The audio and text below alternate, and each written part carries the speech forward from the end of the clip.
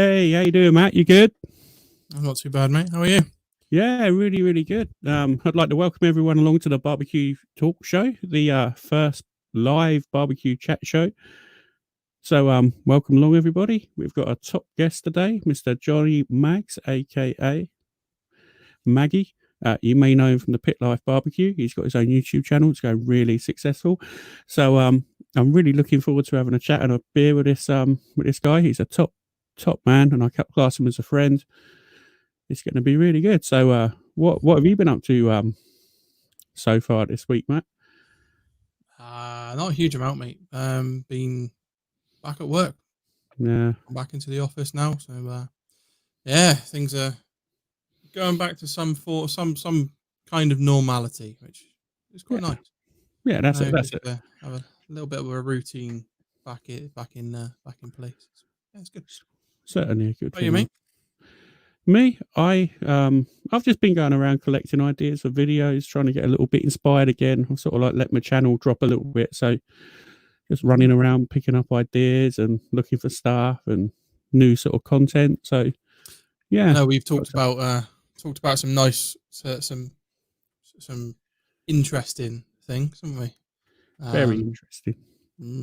Stay tuned, guys, to Ryan's YouTube channel to have some of those. So I'll have a look at some of these cracking ideas that he's put my way. Yeah, I'm Maybe, really next time I'm over your way, you can cook me some up, eh? For sure, mate. You're welcome anytime. 100%. The door's always open.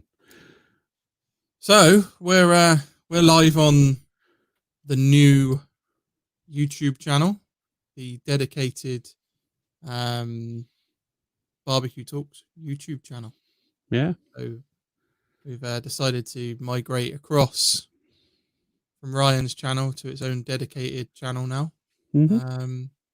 So Ryan's channel is a bit, it's freed up to do what it was designed to do in the first place. We've your recipes, your cocktails, and all your other bits.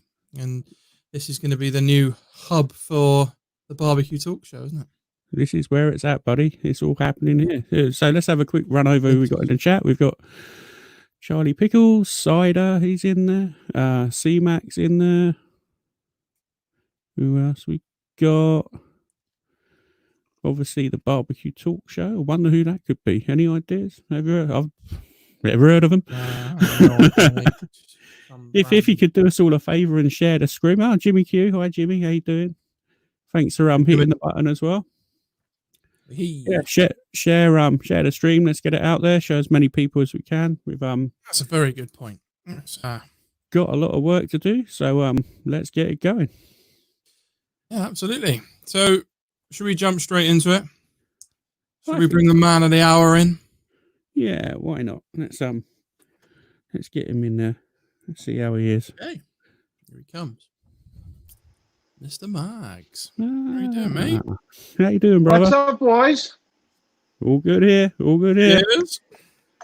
Cheers. Like water, doesn't it? Cheers.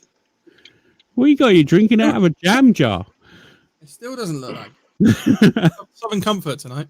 Oh, I've opted. I'll tell you what. It's so hot in here since I put the curtains up. I'm drinking my beer out of a coffee mug. Look, it's like an insulated coffee mug. It's unbelievable. Nah, the Pilsner jars are the way forward. Oh, dear. So, Mr. Maguire, thank you so much for joining us. It's a pleasure to have you on and an honor to be talking to you on our show. Thank you for coming on, mate. Oh, my pleasure, man. It was great that we could, first off, my apologies for, it was a couple weeks ago I was supposed to be on, but then I got back to work and then I was still at work by the time the show started. So we had swapped it off and had Greg on. Mm-hmm. And so, my apologies for that. My apologies for not being able to make that one, but we got it done. Got Greg in there, had a great show with you guys, and we were able to reschedule and get today going. So I'm excited. Mm-hmm. As excited as us. Oh, absolutely. Almost as excited as my cat trying to get out the side door. It's like it knows when the show starts because it starts scratching on the door to come out.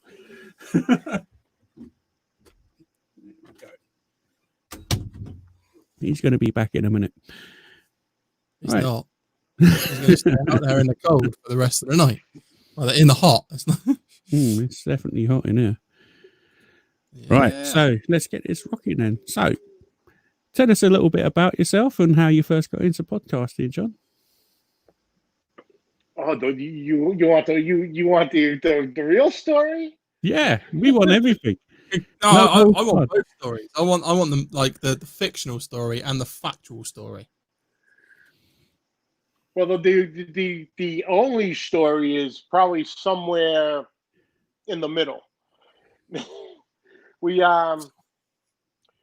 basically my friend Chris was doing an overnight cook, or like I don't know what it was, 22, 23-pound brisket. It's an absolute monster. And after work, swung over to his house and we're hanging out, and all the wives and kids and everyone's over. We're just having a time. So the beers start flowing, and one thing leads to another, and next thing you know, we're feeling no pain. So we're just having a ball, and that was right when that Facebook Live feature started. So you could go live on your Facebook page. And one of the guys broke the phone out, put it on, and tagged us in all of it. So it went out to all of our pages. And we were just talking about the cook, talking barbecue, and that was that. So that would have been the Saturday night. Come Monday morning, I walked into work, and all the boys are like, "What kind of redneck bullshit was that?" I'm like, "What are you talking about? You guys are sitting there drunk as skunks, just talking about your ribs and your brisket, and you're taking pieces of meat and you're bending it over your fingers and talking about rubs and sauces." And I'm like, "Oh, that was just letting off some steam." They're like, whatever the hell it was pretty funny. Okay, so I've always listened to podcasts for a couple years now, and that part's just stuck in my head of well, maybe let me try to check out a couple barbecue podcasts.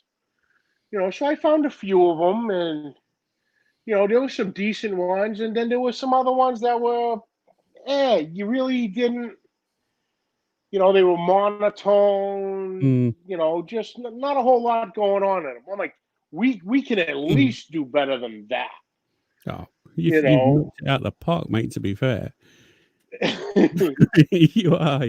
You're flying, guys. It's a brilliant podcast. I love listening to it. It's fantastic. Thank you. So then, we talked to a couple of the guys, and like, yeah, let's give it a shot. And my good friend Dave Garofalo from Two Guys Smoke Shop, he's been doing a podcast. If I'm not mistaken, don't hold it to me. He's doing a podcast. What the hell was that?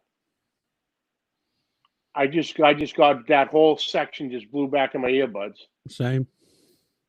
Whoa. Matt, what did you touch? Yeah, technical error. Sorry, guys. My bad. That's all right. And he's been doing a podcast for 10 years now. And if I'm not mistaken, it's actually the #1 cigar podcast in the world. Wow. Called the Cigar Authority. It's every Saturday here in the States, noon Eastern to 2 p.m.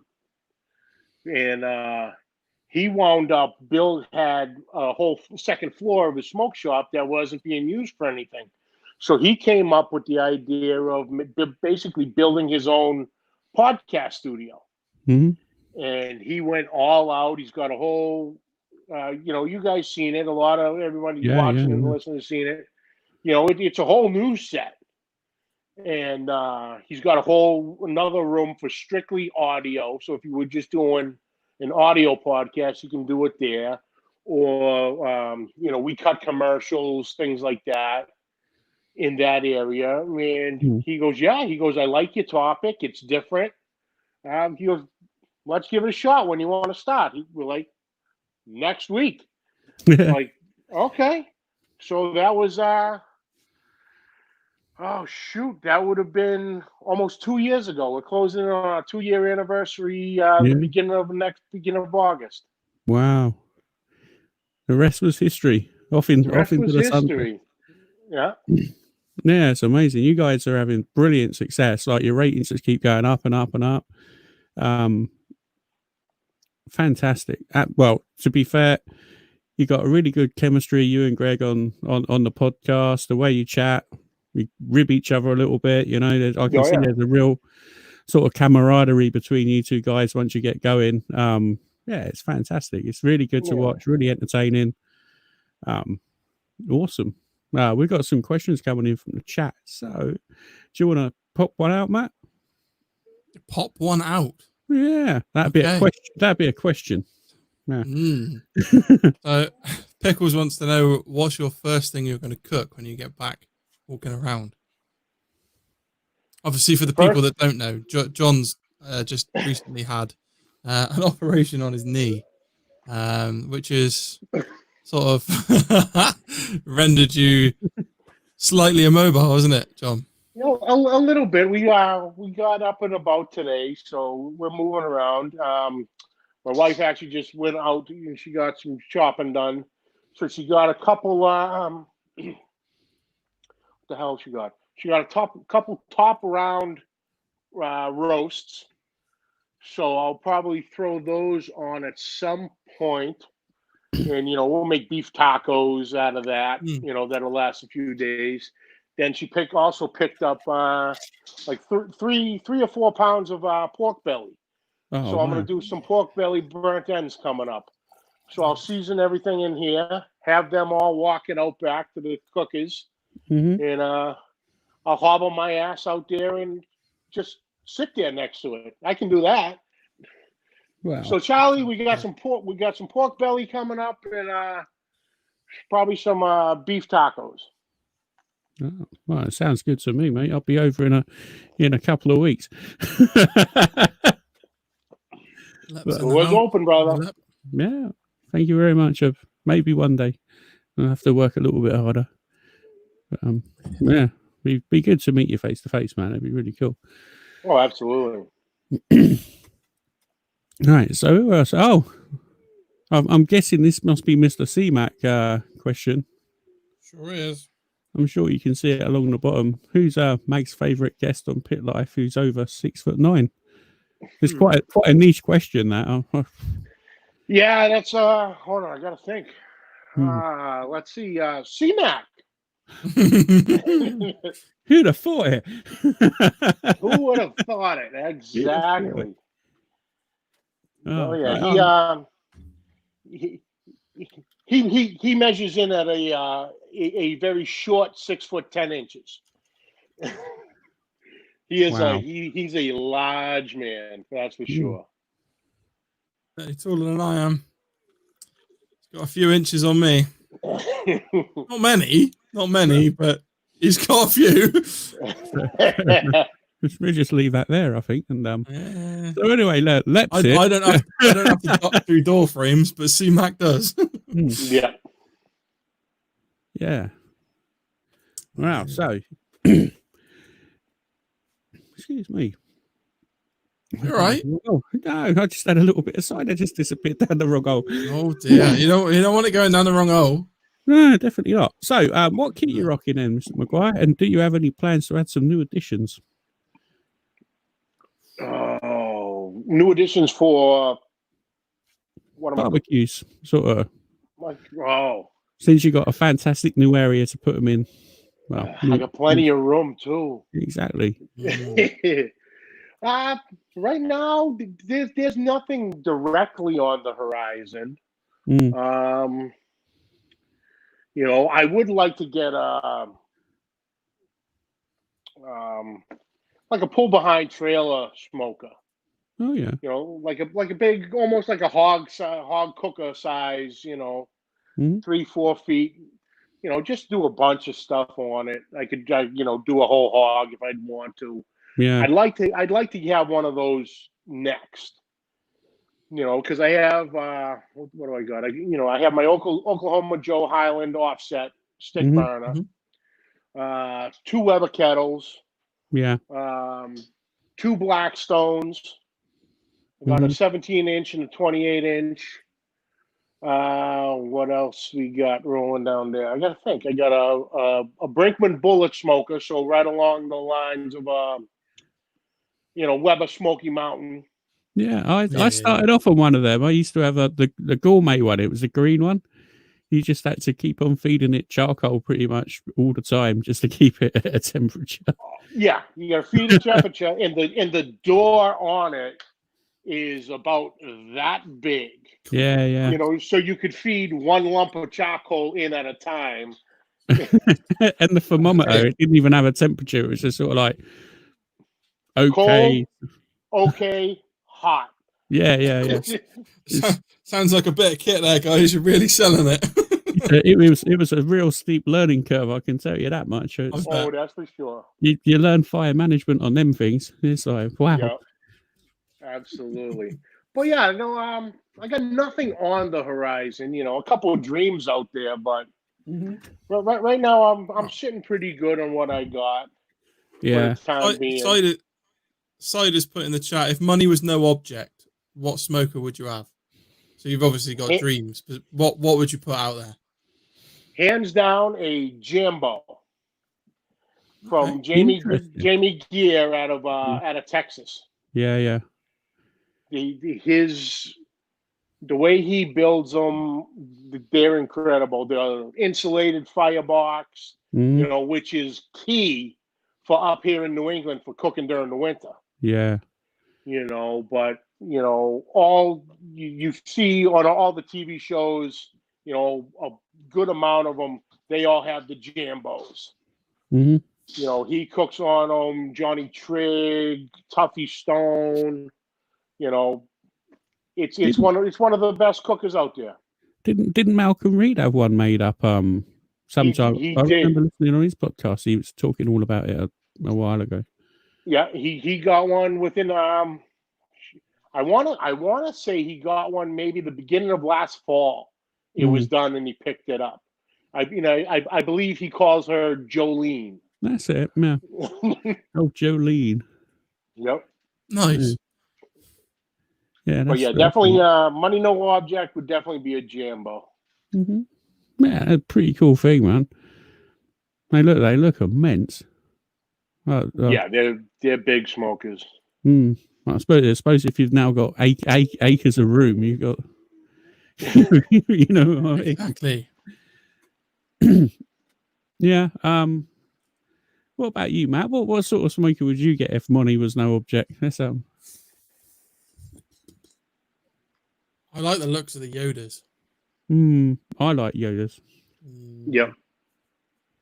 If money was no object, I'd import one of those. Yeah. I reckon. They're expensive things, but they're super cool. I really like it. Yeah.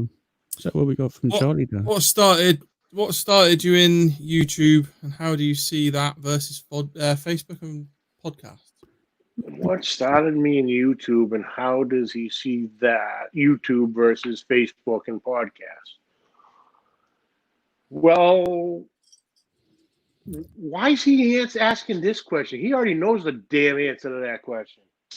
But okay, he's trying to get questions that will help us in our venture of making our podcast good. Well, giving people juicy bits of information that they may not necessarily know about you. When we started the podcast back in 2018, one of the guys who was on the show, someone he knows was going to be on the hot seat with CJ and Kent. So I tuned in for that, and liked what they were doing on the show wise, and so I sat there in the weeds, so to speak, and just was watching the show for a few weeks. Then I had to figure out, okay, how do I comment on some of these things? So, okay, you had to start a channel and all. So I did that just so I'd be able to comment, start talking to some of the guys. And, that led to some incredible friendships, with Charlie from Pickles Barbecue and, Kent, CJ, Ryan, that's how we met, you know what I mean? Yeah. And, it just grew from there and grew from there. And then, everyone had the same question, when are you going to throw some content out on that? They knew I had the podcast, and we have the YouTube channel for the podcast. Because when we started it, there was no such, like I said, you couldn't do it live on Facebook yet. Yeah. You could do the little clips on Facebook Live, but you couldn't actually broadcast live on Facebook as of yet. So we started live on YouTube for about the first, I think, month. Then Facebook had got their stuff together, and we hopped over on that format. And so we're live every week on Facebook. And it's just one of these things. It's the reach of it. There's more people. What I have learned, there is a divide. Yeah. Especially in the barbecue world here, between Facebook and YouTube. I don't understand it. I don't agree with it. But it's bullshit that I'd have. I see it as my platform of the podcast. We're talking barbecue tips, techniques, our cooks.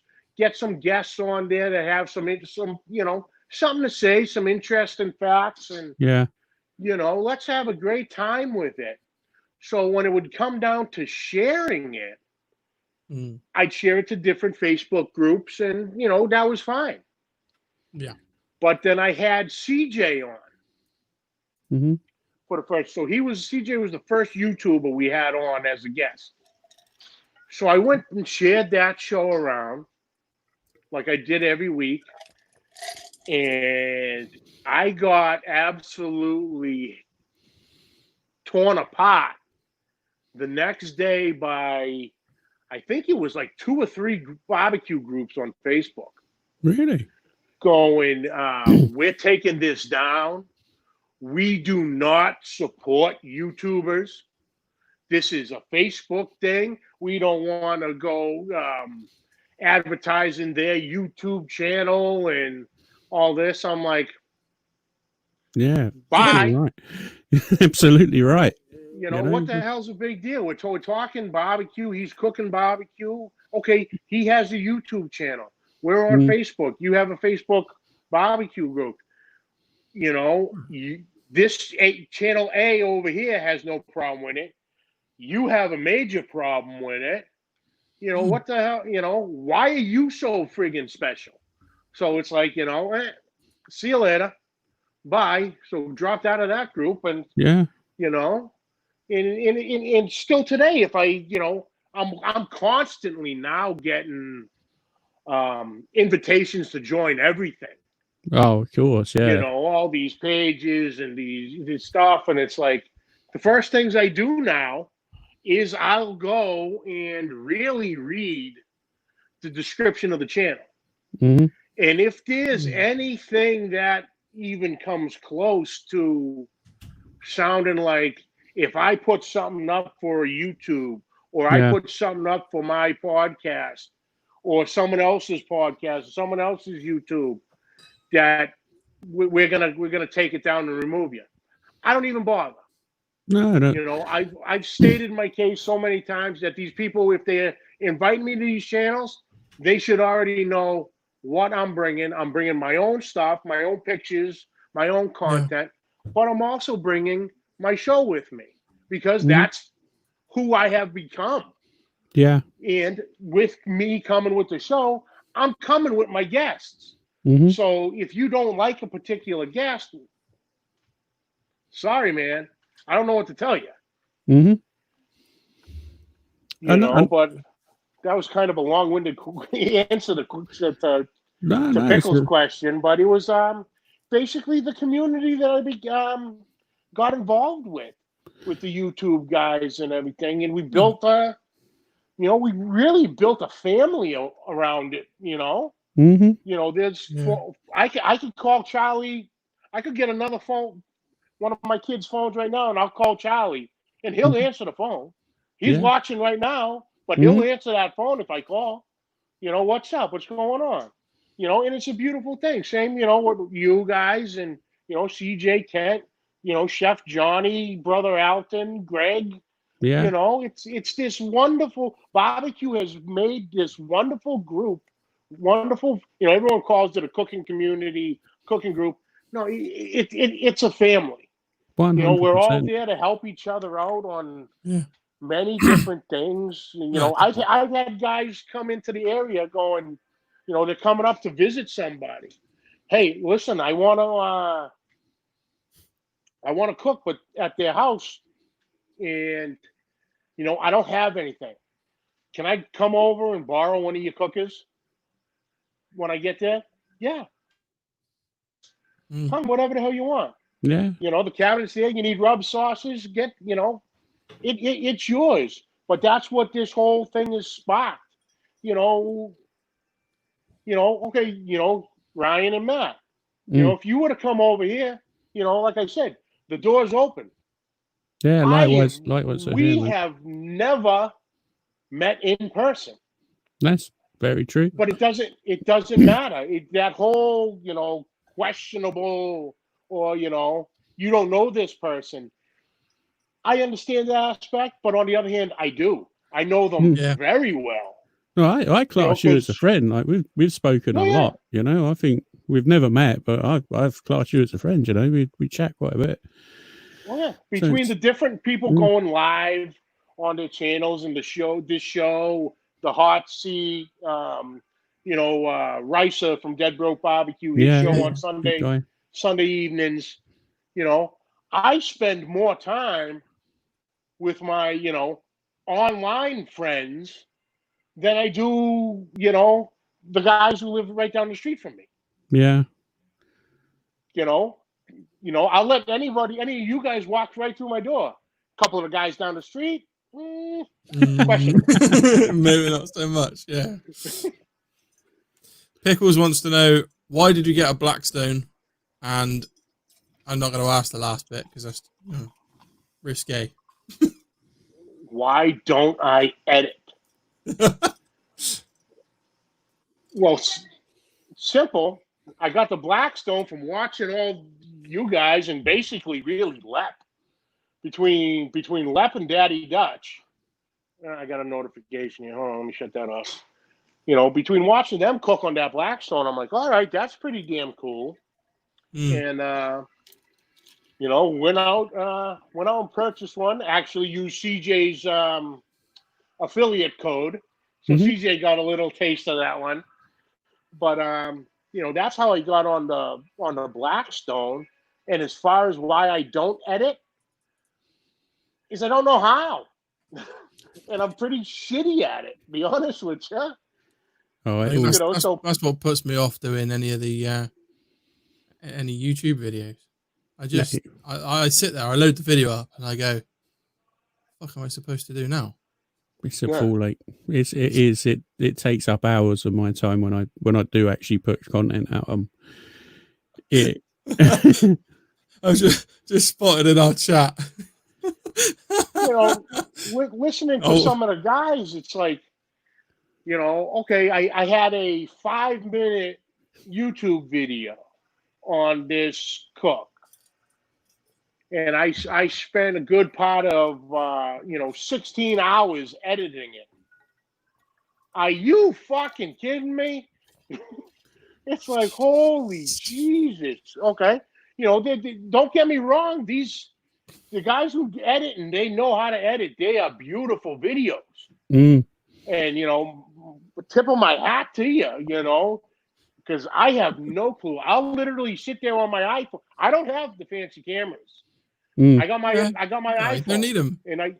And I sit there and I take little segments of whatever I'm cooking, and then I use the editing software I do use for the little bit of editing I do is that iMovie, and you just basically click, click, click, and it pieces it all together. Together for you. Yeah. It gives you the fade out, the fade in.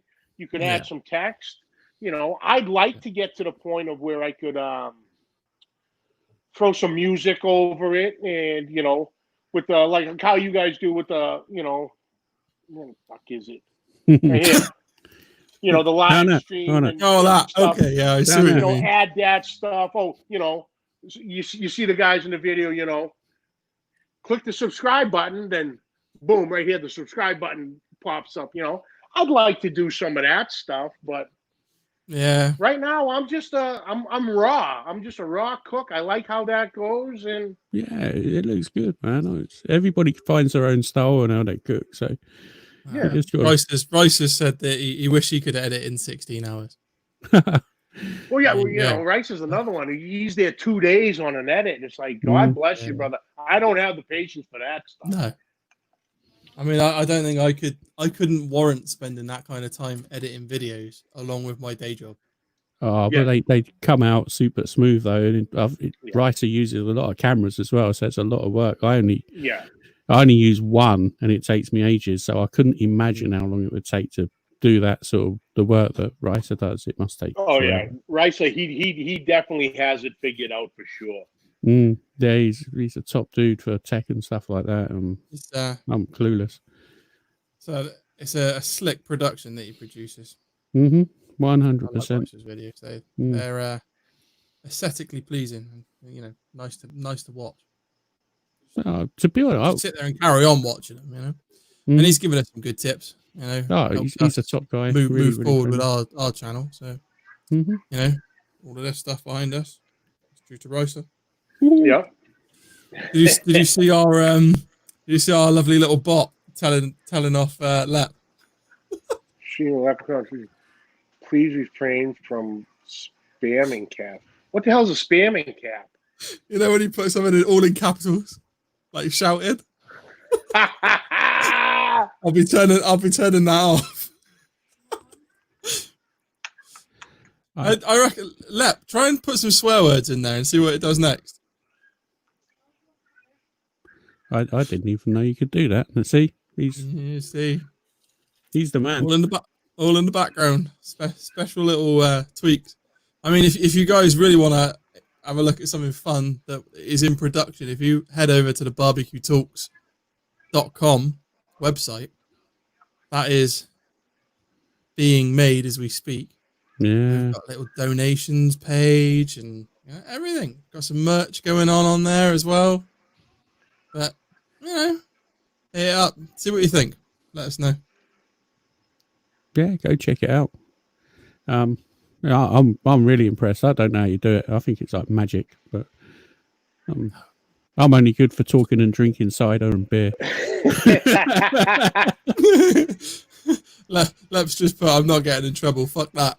Obviously, I must have disabled the swear word, like the profanity filter, just the capitals that I left on.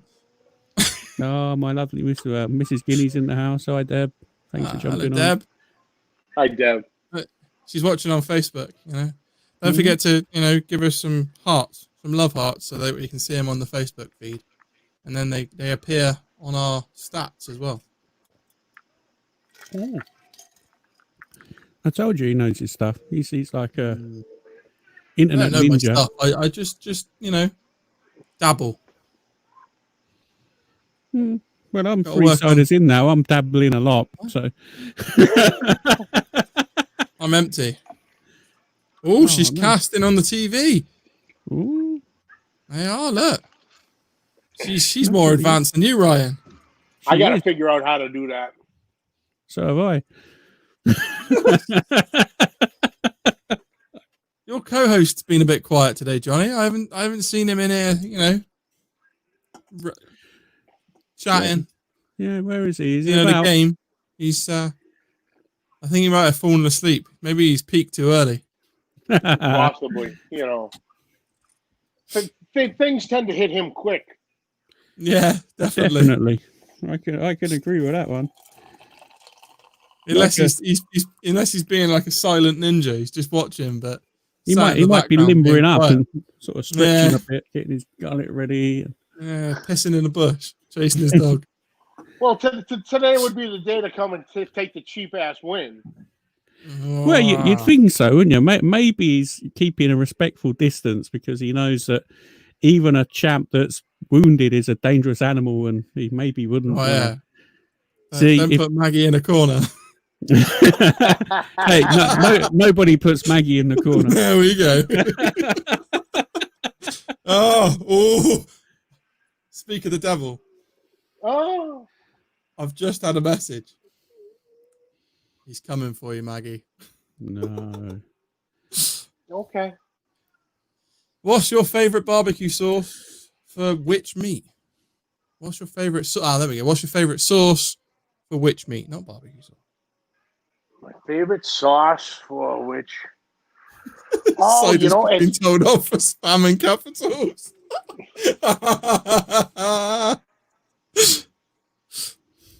You know, sorry. As far as sauces go, I don't have one in particular. You know, I like to try them all. Mm-hmm. But if I gotta narrow them down, the Malcolm Reed's Killer Hogs vinegar sauce is out of this world on pulled pork. Yeah.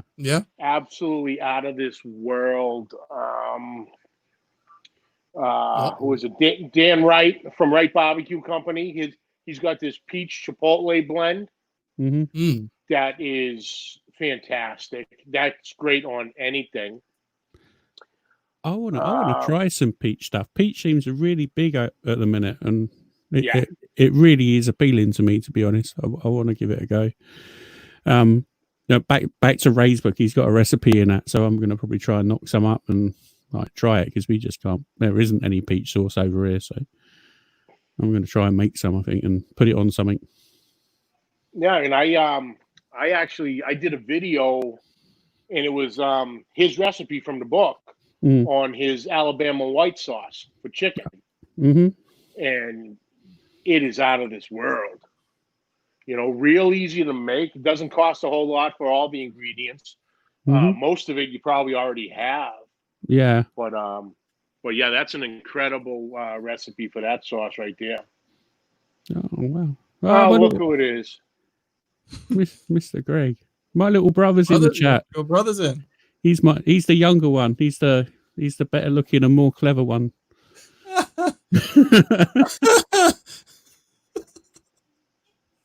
Oh man! Cheers for coming on, Mark. Love you. Thank you. Greg said, "Are you wearing undies? And if so, what color?" Oh, here it comes. Here it comes. The answer to that question is no, and there is no color. just brown. Oh dear! It's a light tone. Lep, one last thing before you do disappear. What do you cook on normally?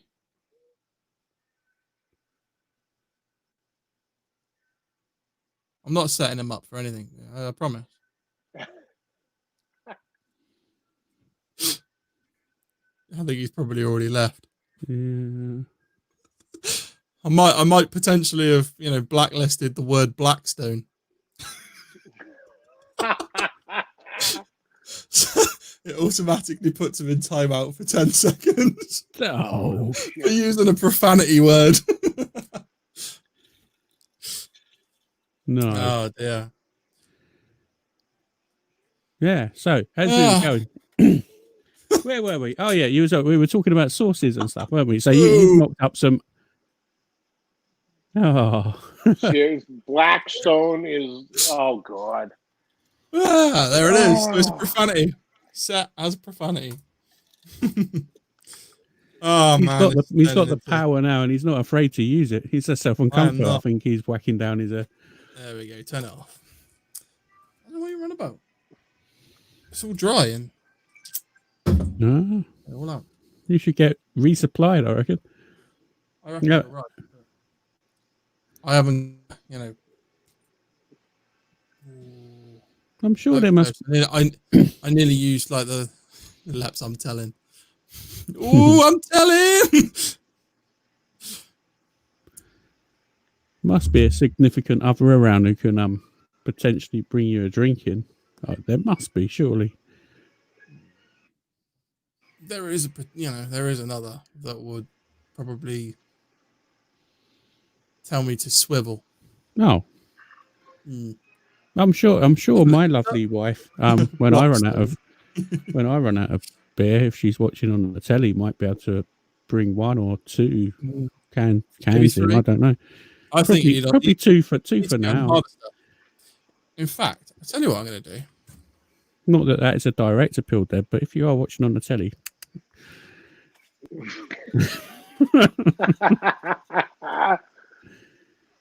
Oh, there we go. This is one for pickles. So you're going to have to answer this in the chat, Charlie. Can you make jerky on the smoker? I've never made it before, but I'm sure there must be plenty of good people in the chat, or you can answer the question. Have you ever made jerky, John? I've never made jerky. I've never made jerky, but yeah, you can do it. You can do it on the smoker. I would not, I haven't looked into it, so I couldn't even tell you what, what temperature you're supposed to do it at, but I've known a few people who tried, who make it on the smoker, and it comes out very good. Mm-hmm. So do you have to cure it, or is it just a drying process, or? I don't know. I know they kind of cure it, or at least marinate it for a period of time to get that flavors in there, and then it's just let it go on the smoker, and you're really playing that drying it out as far as the smoker goes. Obviously you're adding some smoke flavor to it. Yeah. But yeah, you could. The other way is what the dehydrator. One of the dehydrator machines, and but I like beef jerky with a little, little bend to it, little pull. Not that really you gotta bite down and gnaw on it that your jaw hurts. I like a little. I like my jerky tender. Runs it for 160. Yeah. I certainly don't like the stuff that's like pulling fillings out. Yeah, it's not great. Yeah. Pickle says he marinates his stuff and runs his about 160 or so. So when you marinate it, Charlie, is that like a wet sort of brine, or is it? Well, obviously it must have some sort of curing agent in it. What sort of thing are you using? Is it like a pink salt for bacon, or is it just a mixture of herbs and spices like you'd probably use for a pastrami or something like that? Or I'm just guessing. I have no idea what you do. It's sort of stabbing in the dark, really. I'm sure Charlie's vigorously typing away. Frantically typing away. Or maybe Greg might be banging something out as we speak, trying to get it up on screen. As it were. Banging something out, trying to get it up. Oh, that come out unfortunate. Sorry, mate. Oh, man, I thought my wife was making cocktails. No. I think she still is. Jeff, forever the seasoned professional, buys the packs and eats them from the shop, which is a fair comment, to be honest. That's what I do at the moment.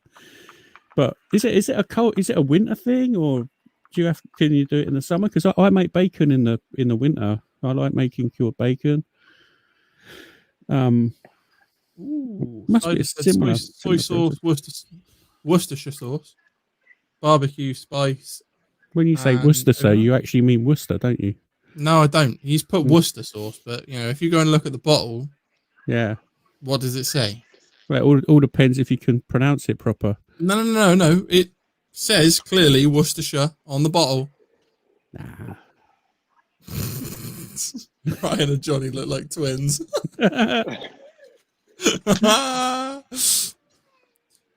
Hold on. It's very similar. I see where she's coming from. Separated at birth and then, flown thousands of miles apart from each other. Yeah. Brothers from another mother. Absolutely. Worcestershire. You see, Pickles is on it. Mm-hmm. No, Worcester. Worcester. There we go. Silas changed his mind now. Worcestershire sauce. It's because you're West Country. You're both sticking together. All the London lads around there, they know how to say it proper. They don't. You're missing a whole bit off the end. No, we're the capital city. We know how to talk. I wouldn't say it's our country, but, we're in charge. Yeah, I'm not sure about that.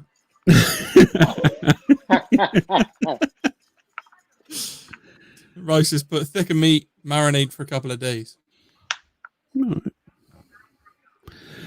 Yeah, very good. Right, let's get back on it. We're moving off subject. So, gone over that. Favorite recipe, done that one.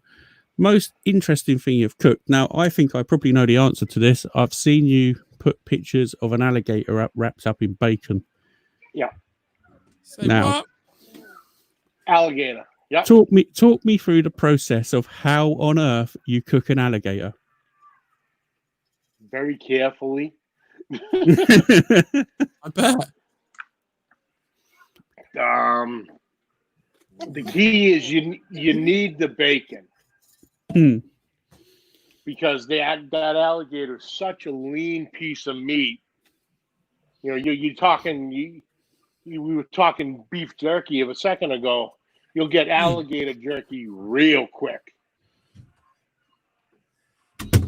Oh, here it comes. That? Oh, what does that say at the end? Who's your sister sauce? Okay. Yeah, it's Worcester sauce. Oh, my life. Yeah, it says it there. Worcester. Yeah, Worcester sauce. Worcester's sauce. It's Worcester's sauce. I'm not sure who Worcester's is, but yeah. So it's such a lean cut of meat. You gotta go really careful. You need that fat. So doing the wrapping it in bacon is definitely a must.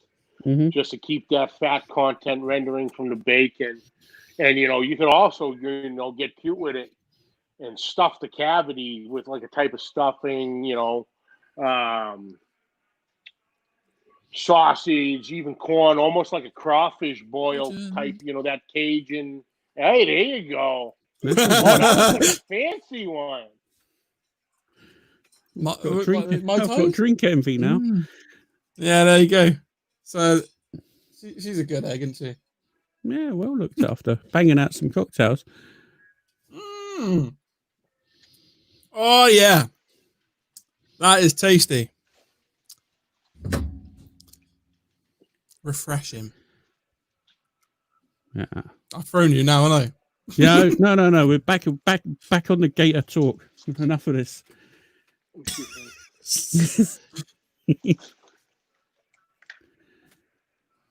Yeah, just wrapped in bacon, just to keep it nice and moist. Just keep the moisture level going. That's that'll be the perfect one. But yeah, we're in. Trying to think. I'm looking at my daughter's phone, see if I have any pictures of it. But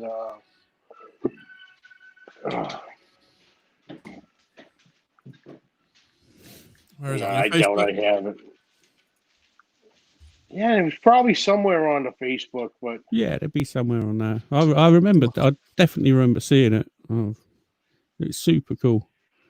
So Greg's come up with a cracking idea. He said, "Smoke a chicken inside the gator mouth, so it's like eating the chicken." And Charlie's saying gator's expensive or pricey. So how much is it if you were to wander down the shops and buy an alligator? How much would it be per pound, I suppose? Oh, I forget what it was a pound. It came to like $300. Bloody hell. That's a lot of money for an alligator. It's a reptile. Well, there's a little bit extra that comes in for getting them. Yeah, I suppose. Yeah. I suppose so. Where do you reckon it was, Johnny? Instagram, Facebook? It had to have been. I reckon it would have had to be Facebook. Pit Life Facebook, I think, probably would be the best place to look. That's what you're going for. Mm. Keep talking amongst yourself whilst I hunt it down. Yes, we're all right. Worcester. So, what I want to know is, we got Greg in here, and is he on the beers, or is he just sort of taking it easy? Throw it out there. I think he's still wounded. You know, he's 2-0 down at the minute. Nah, I'm not sure whether he wants to have a crack at the champion again. Who would take on a champ like that? You know what I mean? It's like undefeated. I know. I mean, we're gonna have to key it as as some kind of like Rumble in the Jungle-esque thing. You know, it's got to be a good name for round 2. Round 2, the ass kicking continues. Oh. Yeah, it continues. I mean, at least if he's embarrassed, you're not going to be able to tell because his skin's so bloody red from his sunburn. Greg's come back with a sucker punch. He said he's babysitting and he can't get wrecked. So that's a fair comment. Do you know what? We've just got this to show you.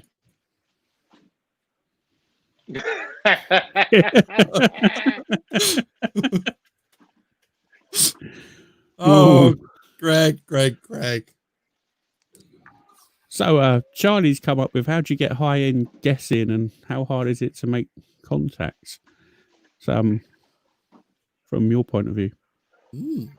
Very good. Swing and miss, be honest with you. Mm-hmm.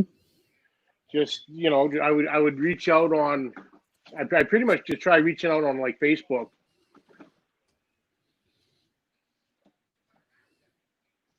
Yeah, I don't play that game.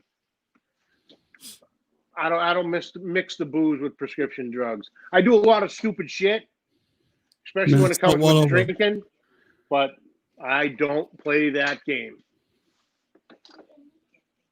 That's a fair point. To be honest, when you down that bottle of vodka on the hot seat, that's got to be pretty close to drinking on prescription drugs, if I'm honest, John. Yeah, definitely.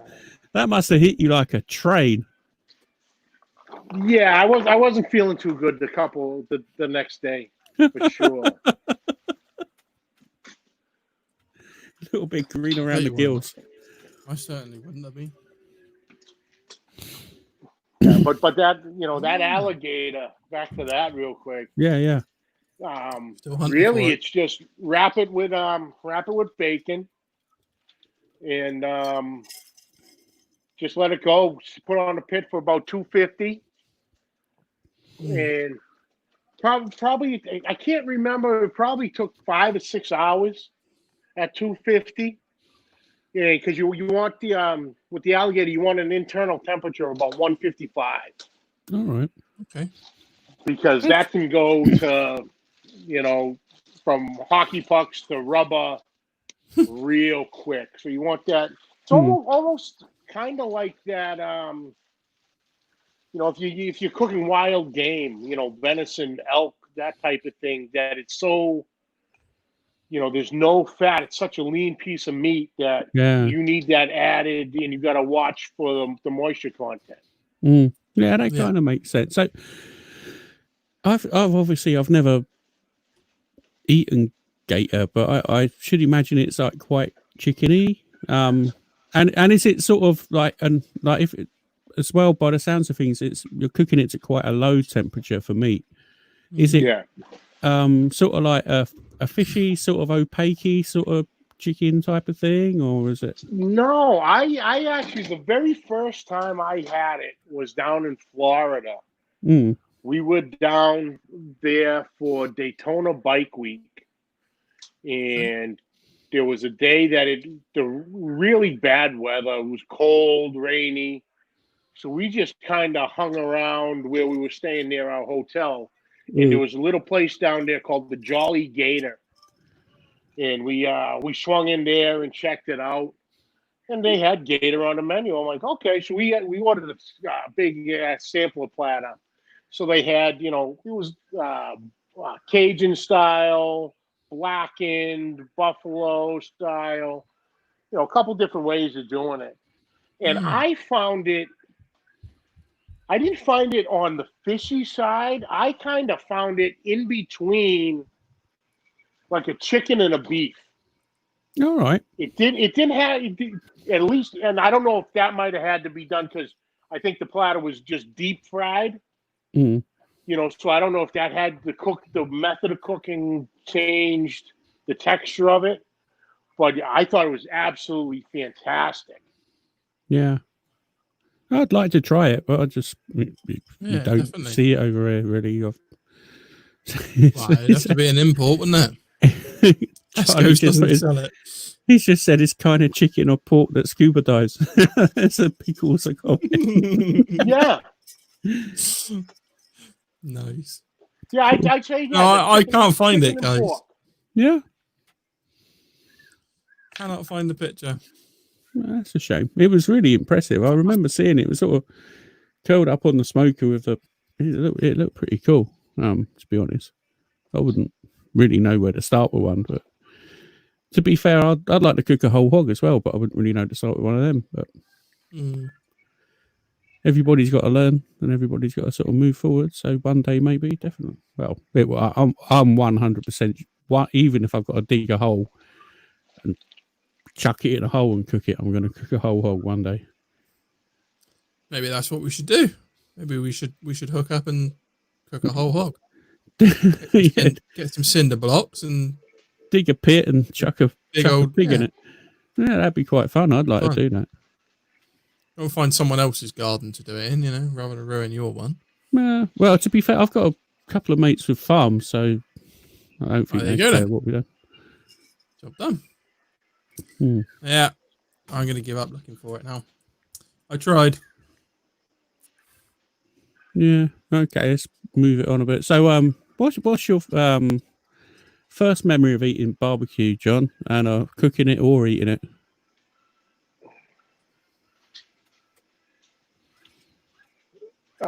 Shoot. I don't really remember. It was, as far as, barbecue here in the Northeast, in New England, is, when I was a kid, it was really non-existent. So you'd go to basically the local chain restaurants, and they'll have smoked ribs, so you'd get a plate of that, and it's like, oh, these are great, and these they're loaded with sauce, and oh, these are that was it. Yeah, my wife was saying that the local restaurant chain here, we have the 99 restaurant, and it was their ribs, and it's like, oh, these are great, these are awesome. Then you actually learn how to cook them, or you go somewhere that has real barbecue, and you're like, I can't believe they sold me that frozen shit for all these years, and I thought it was fantastic. you know?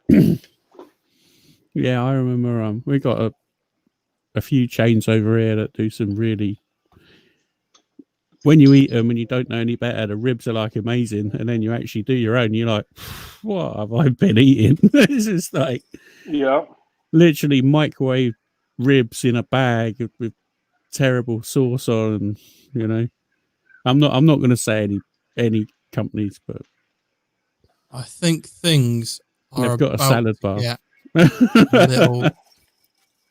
I think things are about to get a little heated. Well, the missus said I'm not digging the garden up. I can see that in the chat. Are you ready for this mayhem? This next level fuckery? Let's have it. Let's have a drum roll. Here he comes. Hear it. Johnny's worked out already. Hey.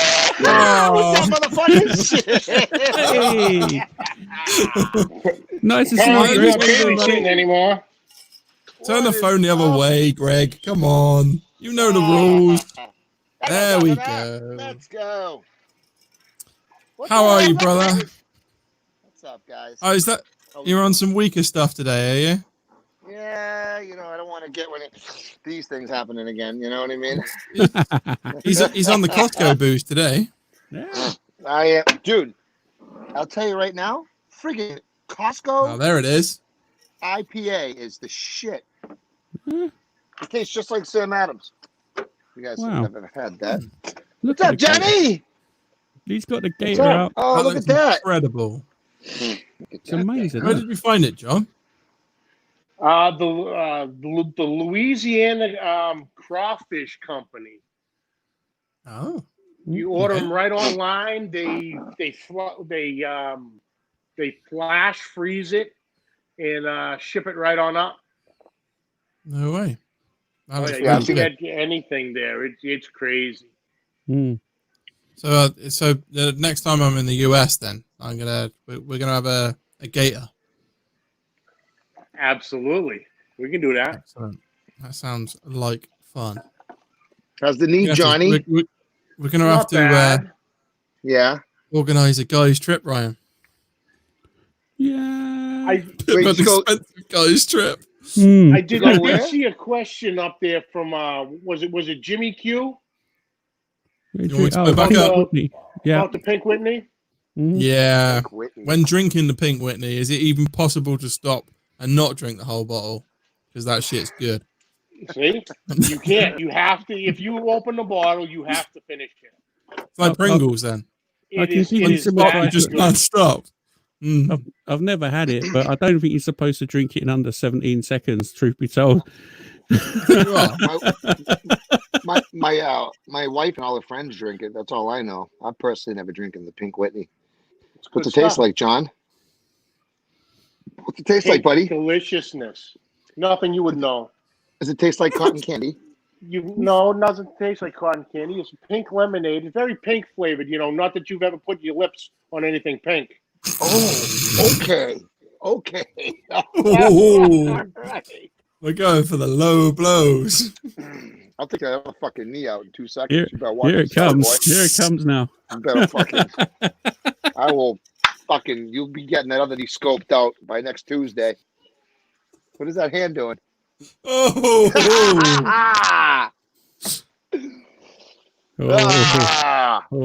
Anytime you're feeling froggy, jump. Johnny Max. Fight me.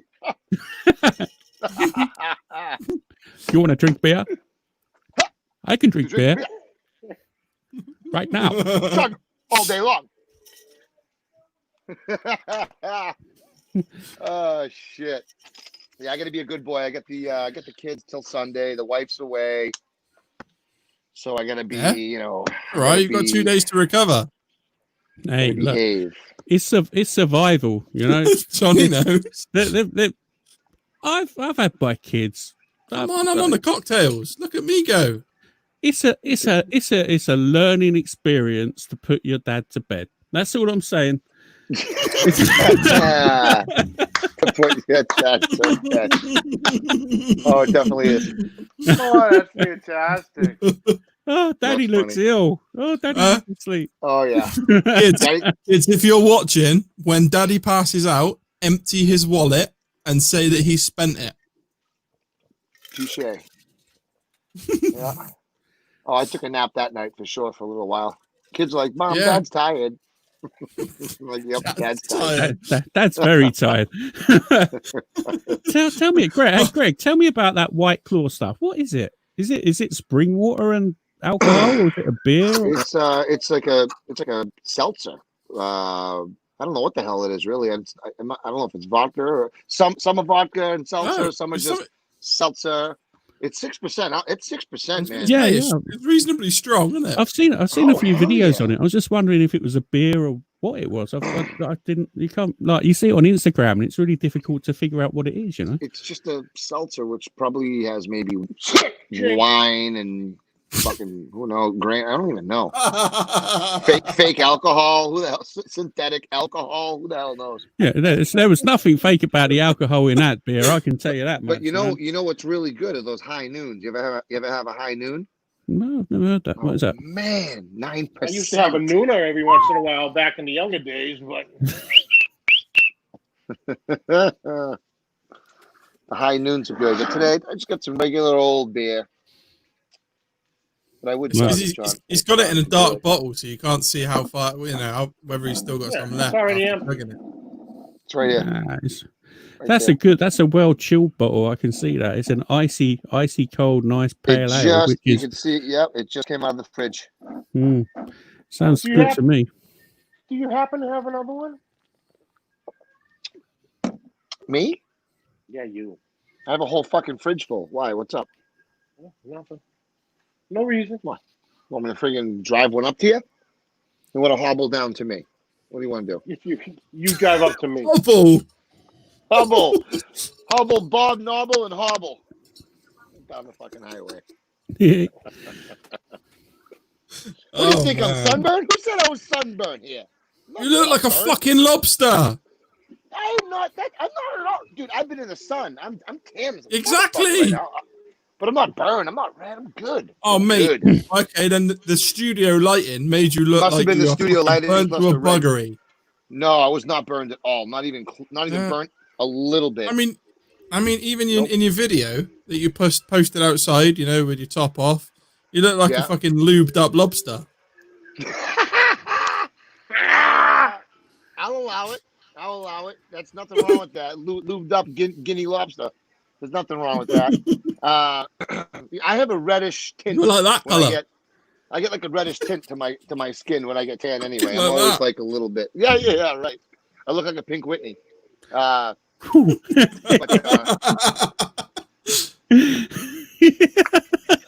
do look. I do look burnt, but I'm really actually not. So I don't believe you. Camera never lies, Greg. Yeah, it does. Adds 15 pounds. Oh, exactly. I totally agree. It's tough. Oh, he's gone now. Oh, he's back. He's just trying to adjust the levels. He's getting the white balance sorted out. He's just like... So, since both of you guys are here and you're drinking American Pale Ale, I'm not going to encourage you to speed drink if you're looking after your children. Far would that'd be completely irresponsible on my part. But what I'm saying is, if there was any sort of challenge going down, perhaps by anyone in particular, I'm not going to say name names or anything, but he's kind of sitting next to you at the minute, potentially. Would you be up for it, or do you think you could take the pace again? That's what I'm saying. Round 3. What you saying? Do you think you could take it down? There's your answer.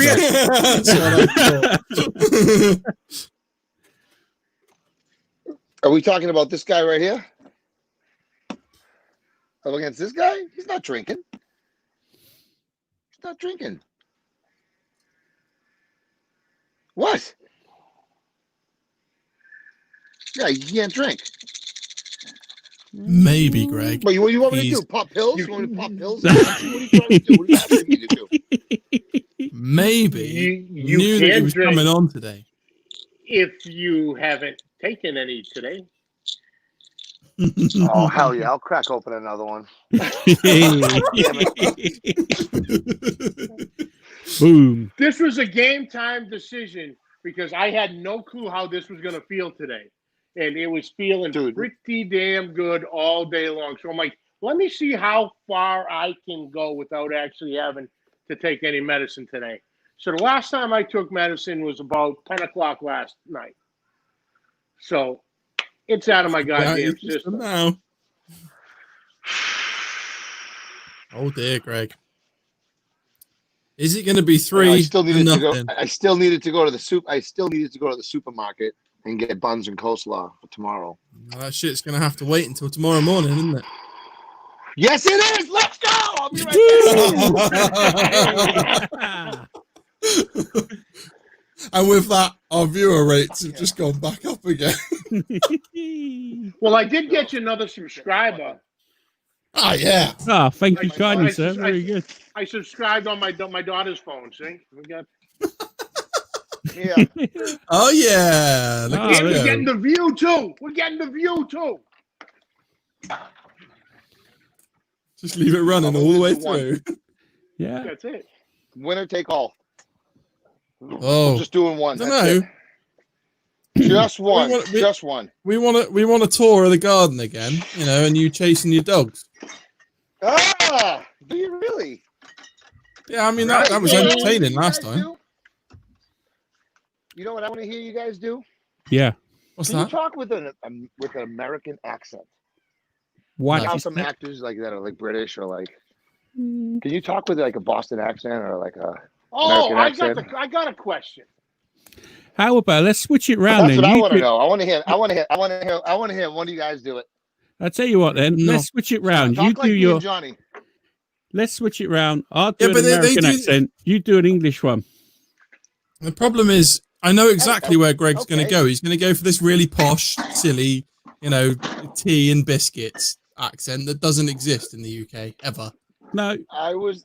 Greg can do my. I'll tell you what. No, actually, Greg can do- I want him to try and do a Liverpool accent. no. I want him to try and do your accent because your accent's really strange to me, and I'm from London. I was gonna. Oh yeah, mine's a complete hybrid though. Wait, so you guys don't have the same accent?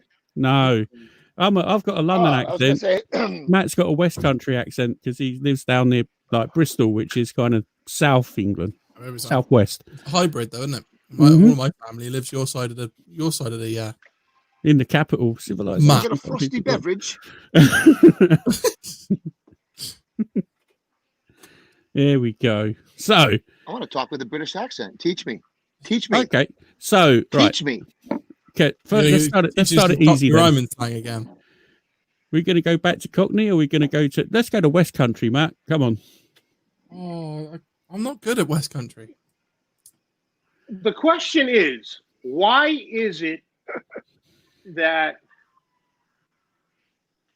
the singers Cheerio. lose their accent?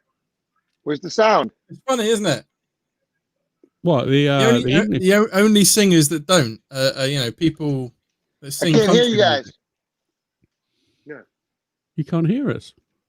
No. Can you hear me? That's because Yeah, we can hear you. his head's. It's because his I head's can't full hear of you shit. guys. I don't know what happened.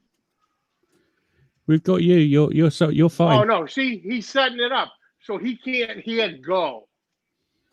It's all right. We can. Go. He's now just gone away to drink half of his drink. Mhm. Yeah, be back. So, yeah, I've got to teach Greg some Cockney. No, You've got to teach him English. I mean, he speaks English already. I can barely talk know. English myself. I'm from where I'm from. I got my own version of English. All right, back in. Sorry, guys. Can you hear us again? Yeah, I lost your audio from you guys. Sorry. Yeah, I think that's just excuses, Greg. Hello, I've got me a pain in me You don't Gulliver. have to. Gulliver. What's a Gulliver? What the fuck is that? Gulliver, it's your stomach. Oh, I see. So Yeah. what you want to say then is the water in Majorca the water in Majorca What? don't taste like what it oughta. Oh, I'm going. I've Nah. got me an itch in me undercarriage. Oh, I got a bit of soap for that, Gov, if you want it. He sounds like Only a if it's really shit. antibacterial. Let's not waste each other's time. All Right, right. come on in. Sounds- Tell me some give me some American phrase. Oh, I know. Park. No, how'd you say it? Park. Party. Park. You want- Barbecue. Barbecue. Park the car in Harvard Yard. What? Kind of Harvard Yard. Park the car in Harvard Yard. Park the car in the Harvard Yard. Ish. Right, Close. Look at Matt. Look at Matt. He's fucking splitting. Fucking Over there. Look hell. at him. Johnny, you ready or what? Right, here we go. On your marks. Let's go, John. we've got ourselves another gif of him Make sure it shaking his fills head. up all 12 ounces, every little drip, drop. Oh, what do you got? You got the fucking piss. You got the piss water over there. You got the piss water. Piss water? No, I'm just not a fucking beer snob like fucking you that I need fucking 18% fucking alcohol and sitting there fucking chasing my dog around the yard with a jar full of fucking peanut butter because my wife's out of town. Hey, don't underestimate the fun. Don't underestimate the fucking fun, okay? We're not here to judge. This is only 4.5 or 5. It's what he's doing with the peanut butter. Right? Is what I'm worried about. This is 5.4%. This is not the high octane shit. This is regular octane. So I'm not bitching about it being 8%. Does, Don't worry about it. I won't does that mean this time, blow Greg? my brains out. What you want? That's so it. Let's go. I'll take a you're going to admit that it's... day. The pressure's up. No pressure. Be very dangerous. No pressure, guys. But... All right, wait.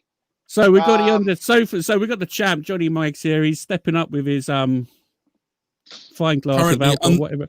So what are you? You got a fine APA from Kirkland. What are you sipping upon, John? The only beer that's worth a shit, Budweiser. So we've got the Budweiser versus the IPA. Take your marks, guys. Love it. You ready? Yeah. Let's go, mates. All right. So how are we going to do this? It's going to be set, go, and on go, drink? I'll count down from 5. When we get to 1, go. Right. So 5, 4, 3, 2, 1, go. Oh my life. He killed you, man. Greg, you did not use the force, brother. You need to use the force. He beat me. He totally smashed you, man. It was gone. He wiped the fucking floor with you. That is chicken piss water. Piss water. Piss water. That was the first of a man who probably hasn't had a beer for a good couple of days. Yeah. I'm going with that. And it tasted good. I bet it did. This is where we find out that the meds take sort of Skeletor. Skeletor. I remember watching that as a kid. That's cool. All right. What else? Hold on. Break out my favorite piece of memorabilia. I will. Hold on. Ready? You can't without this. You realize he's now sort of sidetracking the fact that he's 3-0 down now. Is that an original? Yeah. I had one. Is that an original one? The original, fucking like from the early '80s, Optimus Prime with the fucking fist still in the windows. Wow. Have you got a little card that was in the back as well?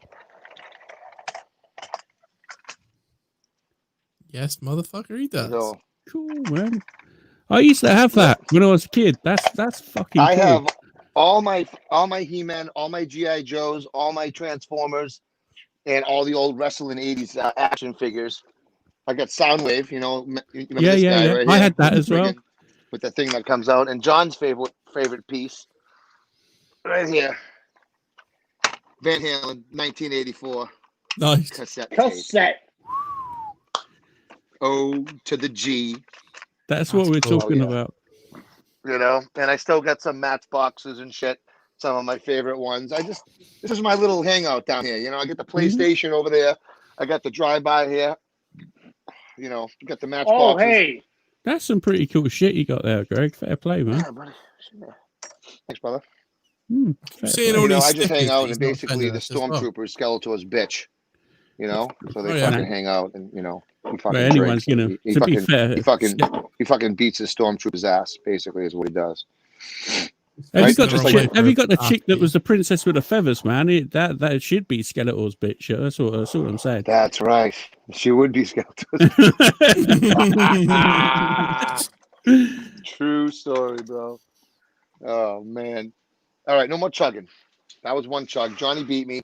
You could chug faster. You got me.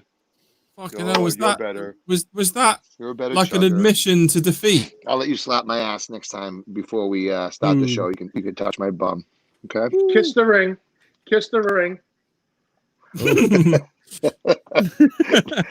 Matt's gonna have dreams of that tongue all night long. It's gonna zoom in, put on repeat, share it around the interwebs. Okay, so there was a question at some point about guests from, I think, Pickles, right?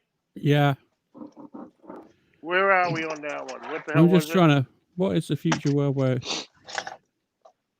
So Charlie put, what is the future of? Okay, Matt's back. Well done, Matt. Scuba pool question. Strange New England. No. Oh, there it is. How does he get high-end guests, and how hard is it to make contacts? We done that one. We never answered. Yeah, but I think somebody we got a bit else distracted. Showed up. Shut up. Yeah, come on. Hello. It was really just I really only gotten through people through Facebook. Mm. And Instagram. Shoot them in their messenger, and Greg's got in contact with people with the Instagram.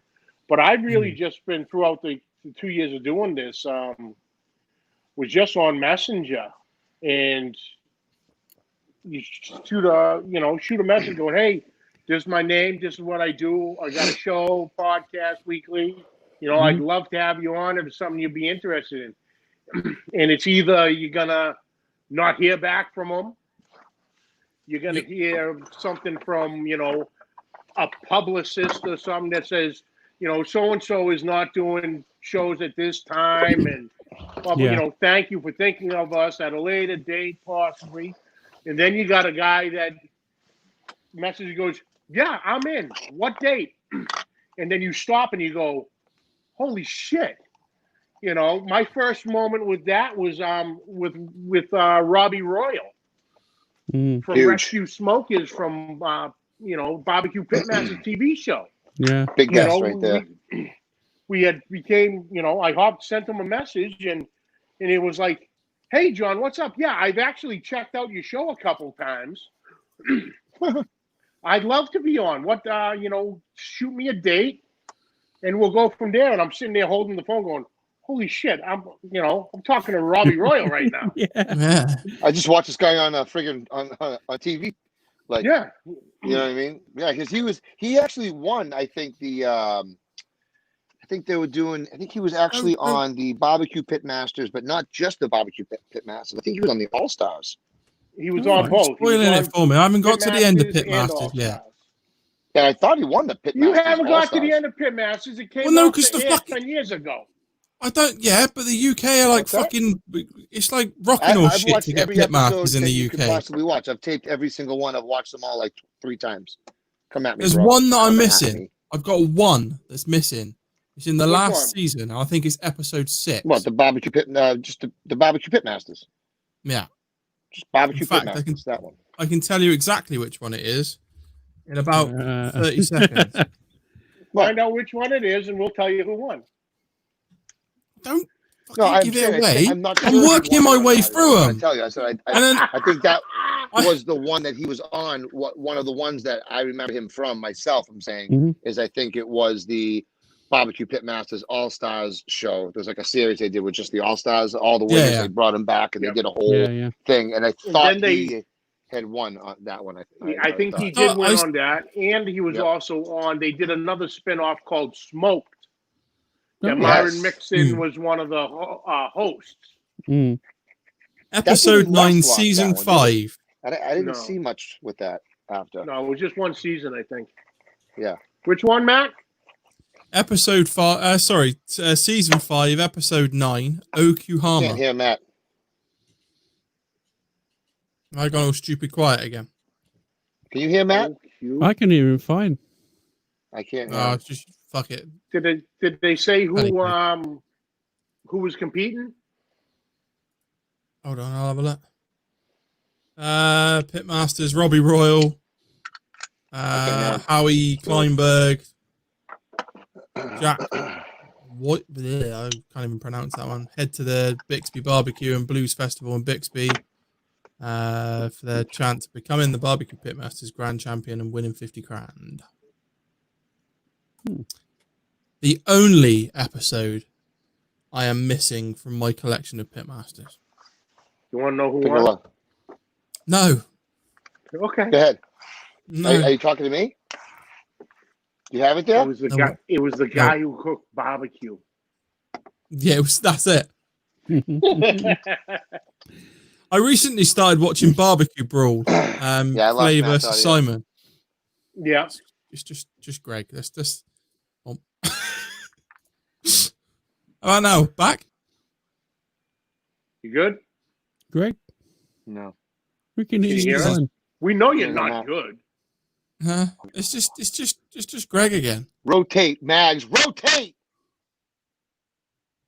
Let me. No lube, baby. Let me leave and come right back in. Yeah, you do that. Right. Leave and come right back. All right, now he's gone. Block him. Put him in timeout. Yeah, so put him in timeout. Someone put him in timeout. God damn it. Barbecue Brawl, Flay versus Simon. There was 4 episodes of that, and they had Tuffy Stone and a couple of others in. Yeah. One of the I've forgotten her name. The blonde-haired woman. She won it. Is she not Leanne Whitman? Is that the one from Girls Can Grill? No, she was from Wood Chicks Barbecue. Wood Chicks. Yes. Yeah, that's it. Yeah. The blonde, the blonde chick. Yeah. Yeah. That's it. The one that had like some falling out with some boyfriend on the show or something like that. I think I remember that. I mean, I was watching it, and I mean, when was this? When was that released? 2000. I think it was last year. I'm pretty sure it was 2019, but like they were almost like Tuffy Stone was like a nobody. Yeah. We're like, fuck me, that's Tuffy Stone, and he's on it. And they were. It was almost like Tuffy Stone was, he's didn't really sort of give him any of his accolades. Yeah. And I was like, is this filmed in 2009 or and they've just mislabeled it or what? No, it was last year, but they didn't. Was it? I lasted maybe sure 3 or 4 episodes, and it was like there's only 4 of them. Yeah, it just didn't have that feeling. I think they were trying to go with something with that barbecue to catch the lightning in a bottle again, like they did with Pit Masters. Oh, and okay. I don't know. See, I go through like sort of stints of watching Pit Masters because if you sit there and you're doing like a whole series, it's repetitive. It's the same episode after episode. If you're watching it one after the other, you're like, your mind wanders. I can imagine if you were watching it week by week as it was coming through, it'd be different. But I used to binge watch them. I watched 3, 4, or 5 at a time. Yeah. Oh yeah. I get to about 3. It's the same boring format. Yeah. Right. I get to about 3, and then I'm like, I can't watch anymore. Barbecue Pit Wars was another one. You know what I like too? I like Man Fire. Was it Man Fire Food with what's his name? Man Fire. I follow him on Instagram too. What the hell is that dude? We're waiting. The black dude. What's his name? Man Fire Food. He always he loves starting the pits. Like that's his thing. He's like, you know what time it is? It's time to get that fire going. Oh, God damn it. What's his name? Is that the guy who used to play in the NFL? No. He's a small dude. No, there was a guy on the cooking channel who was not a big dude, but he used to play in the NFL, and he got into all their barbecue shows on the cooking channel, not Food Network, the cooking channel. I don't know. Okay. What's his name? I can't remember the damn guy's name. But anyway, that's a good one though. That Man Fire Food one's a pretty decent series if you can get your whole, he always touring the pits and always something barbecue related, clam bakes, whole hogs. Oh wow, that sounds cool. Yeah, Man Fire Food. Yeah. Is that on Netflix? Is it or Prime? Or? I'll tell you right now. Hold on. Problem is, Netflix is different, isn't it? Oh yeah. Tried that. Food. Oh, Roger Mooking. You know Roger Mooking? No, that name don't ring a bell. Definitely not a football player. But that's who he is. Yeah, check it out, Man Fire Food. Google that shit. I'm after the Taco Chronicles as well. That's meant to be really good. Taco Chronicles. Yeah. The Taco Chronicles, huh? Again, another one I can't get my hands on. That sounds good. Okay, you can knock your shit off right now. And then I've got Burgers, Brews and Q's. Yeah. Another one of Michael Simon's. That's good. That's really he's good. Great. I love that. It's a great show. I was watching one of the episodes the other day. He was I can't remember where he was. They did what was it? Smoked ribeye or smoked fillet steak. Oh wow. Yeah. It was in there for fucking hours, and this burger just looked incredible. What's so funny, John? You're about to get hungry in a couple minutes. It'll be flying around the garden in a minute, pissing in the bushes. Whatever do you mean, John?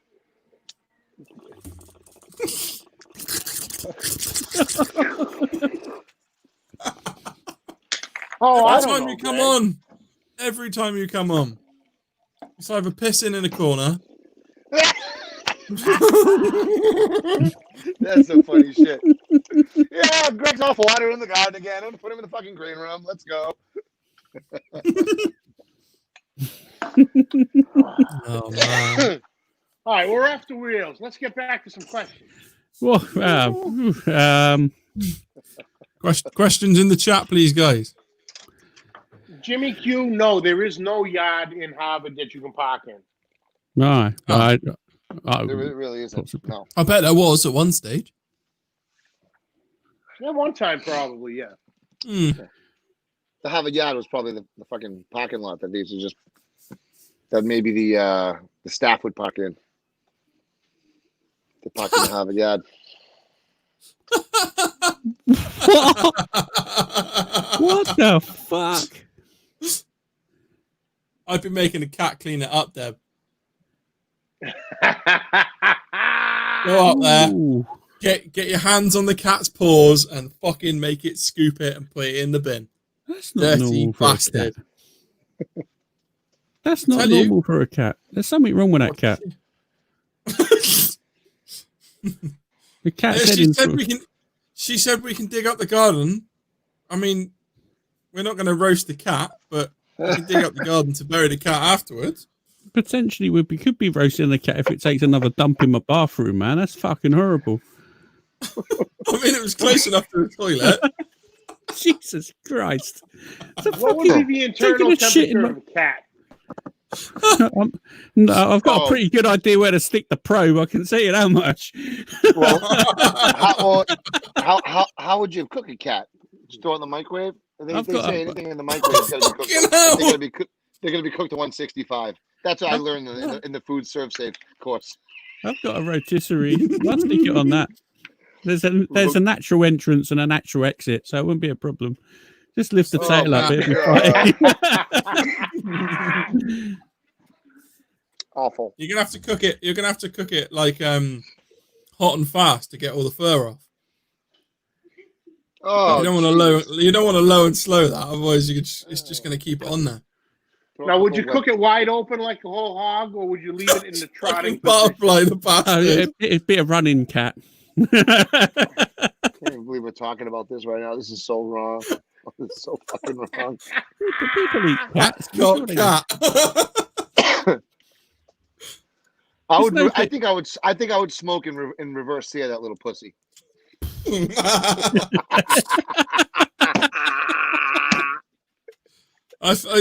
missed the trick there, didn't you, Greg? You could have smoked it, stuffed it, and then reverse seared it. Mm-hmm. Doesn't really matter. You'll have to open it up a little, I reckon. As long as the smoke Don't is there. Don't forget to inject it a little bit. That's kind of where the reverse searing comes in. Kind of get it all in one process. Yeah. And a bit of basting. Oh, that's funny. That is funny. Boys, I can go. It's been real. I gotta get. This is funny for you guys. I just had a cat take a shit in my bathroom. That's a fucking. I mean, it's certainly hilarious for us. We don't have to clean up the stinky cat shit out of your bathroom. Oh, it's awful. Funnily enough, nor do I. The missus is probably taking care of business, I suppose. She's rubbing said, "What a naughty pussy." All right, gentlemen, I have to take off, guys. Enjoy the rest Lovely of the show. speaking to you, Greg. Thanks for coming on. He's gonna go and get his buns now. Love Peace you and guys. love, dude. Peace and love. Cheers, guys. All right. Take Cheers. care. All right, Bye-bye. boys. All right, brother. Something wrong with my cat. There's something. That's just not a normal thing for a cat to do. Is take a. Cats don't care where they shit. No, they're normally quite clean. We've got a cat flap and everything. It normally goes outside and does the thing that cats do. You're sat in front of the cat flap. You've closed the door. The bastard's been meowing at the door for the past 2 hours. Let me out. I'm crowded. Possibly. Let's just brush aside that one. Deb's there like, yeah. Hi, Greg. No, it's fine. It's a perfectly natural and normal thing for a cat to take a dump in a bathroom.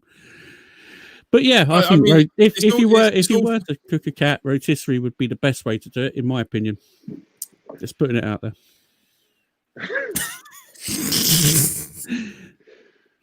New video dropping next week.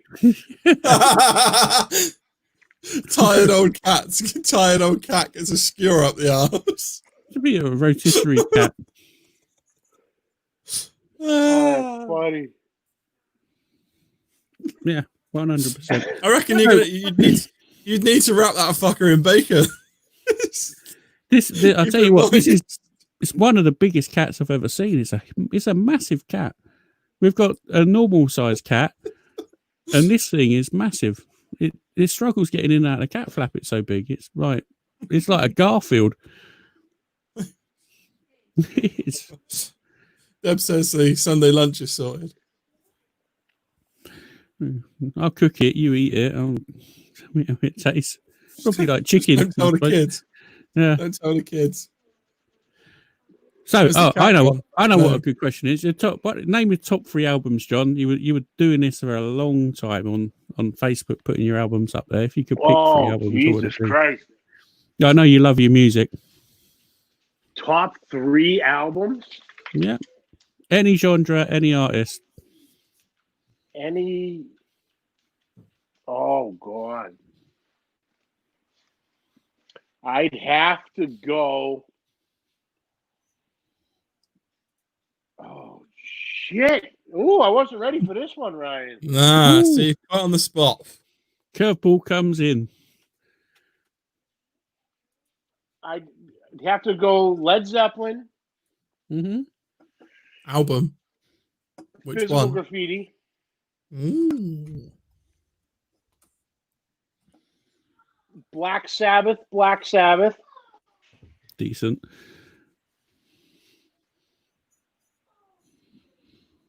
Need one more, right? Mm-hmm. One more.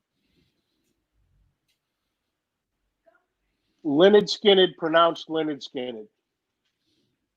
Oh, interesting. That's a actually. Right, I haven't listened to that album for a then. long time, but it's a bloody good album. That's going on my Spotify list in the morning. Yeah. When you're cooking, what do you listen to? Any of the above, I guess. All the above. What's your go-to if you're cooking? Have you got a go-to? Go-to while I'm cooking. The Sirius radio, the satellite radio. All right.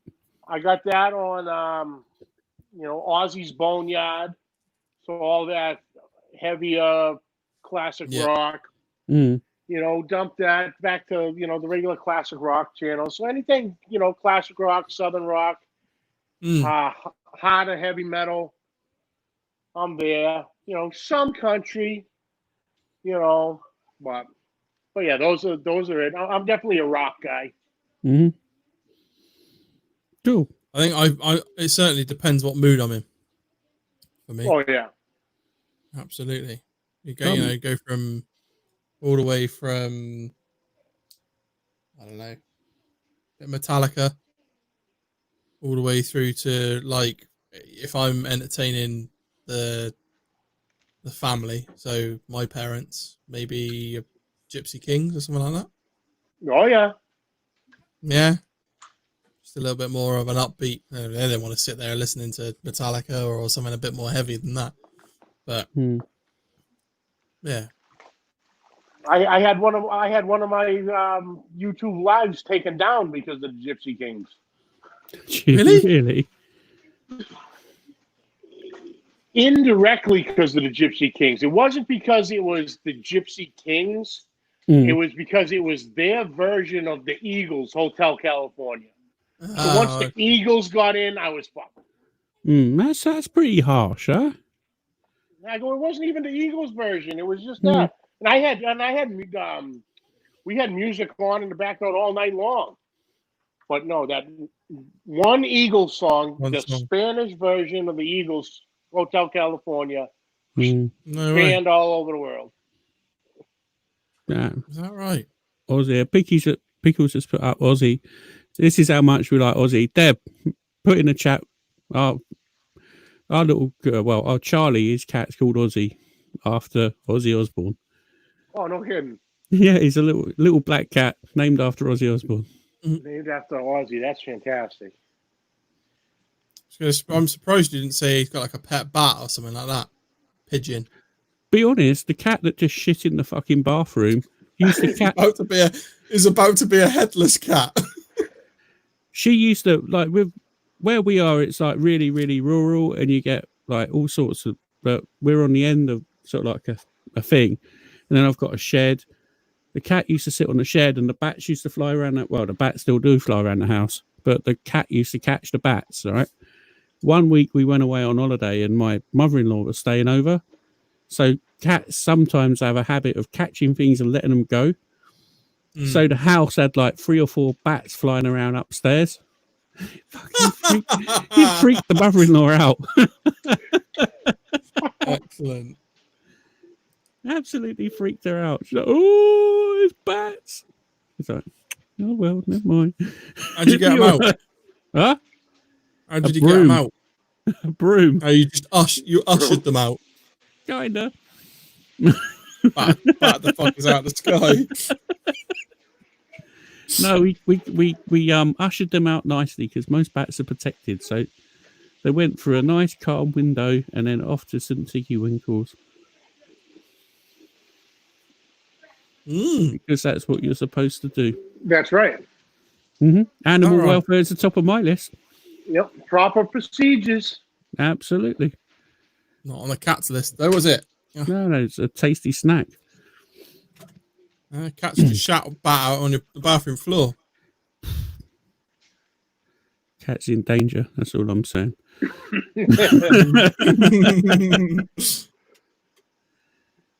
She's got trouble. She's got trouble coming. Yeah. So, where we are? We done the music. I don't know. I think she's not even an old cat. I just think it's going senile or something. It's just completely losing the plot. She used to go out and do her thing. Now she just likes to go and take a dump in the bathroom, which is really weird. Motherfucker. Maybe getting too. Put the link in the chat for anyone that wants to jump in. Yeah. Hello. A few people still watching. Oh, cool. Yeah, jump in. Let's have a chat. I'll tell you what. So what do you think of like the grunge sort of like music then? If you two guys, if you both like Metallica and so Ozzy Osbourne, I love Ozzy Osbourne, I must admit. Maiden, do you like Maiden? Oh, I love Maiden. Maiden, Priest, awesome. Dio. Oh, Dio, huge. Fucking hell. Come back to me. Well, but as I say, I Nirvana and Pearl Jam, I love them as well. They're good, great 90s sort of grunge bands. And yeah, that whole grunge movement was really I got to get up and stretch for a second, boys. Mm-hmm. That whole grunge movement was right when I was in high school. Yeah, same for me, man.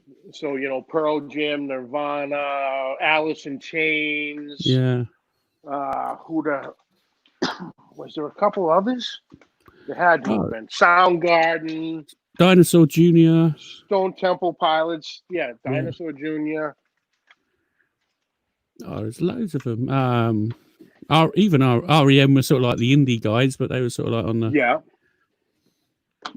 loads of. I used to love all that sort of stuff. Like I remember being at school when. How old was I when Kurt? I must have been 14 or 15 when Kurt Cobain shot himself. Yeah, because he was. When was that? 90. Was it 92, 93? 94? No, 93, 94, maybe. The 90s were a funny time.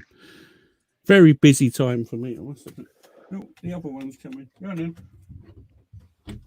Yeah, because I think it was right around freshman or sophomore year in high school. My 94. Freshman or sophomore, then when he died. 5th of April, 94. But yeah, there was that whole music was great. That was great music. There was obviously that little bit of discourse between all that because that really killed the the hair metal. Yeah. So to speak. And even with the hair metal, that's how do you really categorize it? Because they had Motley Crue as hair metal. I don't consider Motley Crue hair metal. Hair metal was Poison, Rat, bands like that. That whole Sunset Strip in LA during the late 80s. Yeah. Even like White Snake and things like that. That was sort of like on a similar tip, but on a similar sort of level to them, I'd say. You had loads of Bond, like they even class Bon Jovi as metal, and to be honest, not my thing personally, but they were pumping it up there. Well, what was that? What was the huge controversy there? Was it the Grammys on Best Metal Album or Best Metal Artist? And I think it was Metallica when they came out with the Black Album. And they gave the Grammy to Jethro Tull. Really? For Best Metal Album of the Year or something like that. Jethro Tull's a lot of things, but he's definitely not a metal artist. That's 100% sure. Yeah, I know there was a huge controversy between that because they gave it to Jethro Tull and not Metallica. Have you listened to the Sound of Silence cover by Disturbed? The best. The best. I'm you really need to go away and listen to that. Just don't listen to it on Spotify. Watch the YouTube video. All right.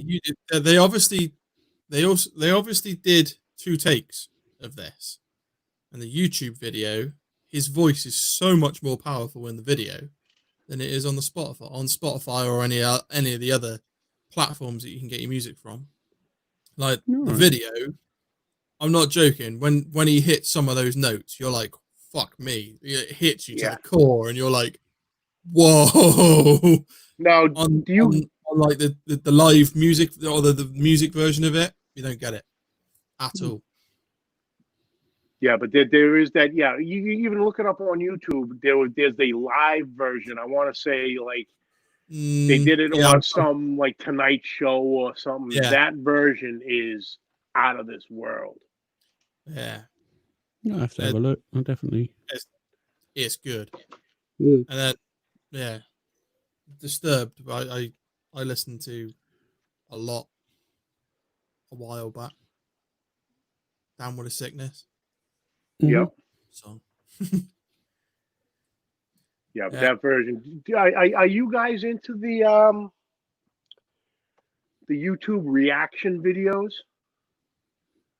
Of they'll have that one I can imagine had some reactions to it. That one had something like 3 million or 300 million views. Christ, that's a lot. That video. Let's see what it's on now. But yeah, they'll have. There's one guy in particular that I absolutely love. I think he's the best reaction music guy out there. It's called No Life Shack. All right. And he is out of this world. He's great. But yeah, that Disturbed video really pushes it over. Oh, you're playing with fire here, Matt. Yeah, I'm not playing it. I'm not playing it. I am showing you how many views it now has. 625 million. 625 million views of that video for that song. That was a bit of a twitchy bum moment for me there, Matt. I thought he's not going to play. I didn't play it. I knew it. I knew what I was doing. Oh, wow.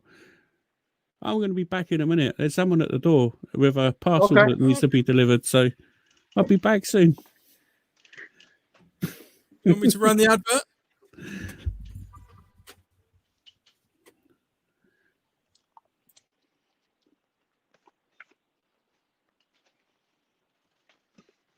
What's she feeding you, John?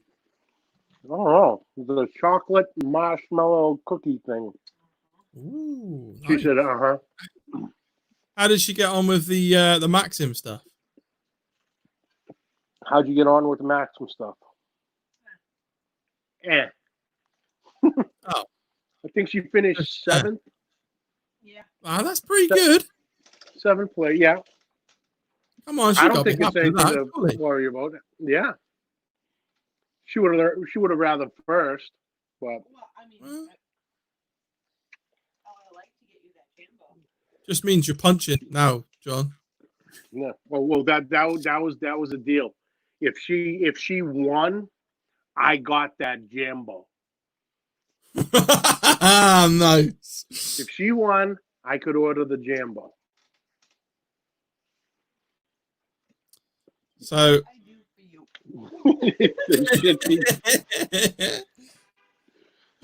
we were all voting for her, you know. Hey, where'd you go? If you're going to shake that ass on the internet, you know, I get a Jambo out of it, I'm all right. Nice. Oh yeah, but that Sound of Silence video, Matt. Oh my God, it was so good. The first time I watched it, I'm not joking. Like when you hear someone hit like a proper powerful note, I get goosebumps. Yeah. When something like that powerful hits, I get goosebumps, and I'm not joking. There wasn't a part of my body that didn't have fucking goosebumps. Yeah. Now I might be wrong in this voice is statement. so strong. Yeah. I might be wrong in this statement, so don't hold me 100%. The story I heard that someone had actually interviewed Paul Simon about when they did that song, and it started getting the traction it did. And he had said something along the lines of, I wrote it back in 63, 64. Yeah. He goes, it's his song now. The way it was that's only happened a couple of times. The only other time I really know that it happened was when Jimi Hendrix did All Along the Watchtower. Yeah. That was written by Bob Dylan. Banger. Yeah. Another absolute banger. Jimi Hendrix's version was so much better than Bob Dylan's original version. Bob Dylan never played it how he wrote it again. He only played it how Jimi Hendrix covered it. Love you. She's off to get me more cocktails. Spoiled. Yeah, I mean, I yeah, all along the Watchtower, I love that. Jam out to that constant. Yep. Purple Haze as well. Oh, yeah. Anything by Hendrix. He was an absolute genius. And then, never mind being the first, really left-handed guitar player when. Yeah. No, absolutely. Feelings on Pink Floyd? Geniuses. Musical geniuses. Like a bit of Pink Floyd.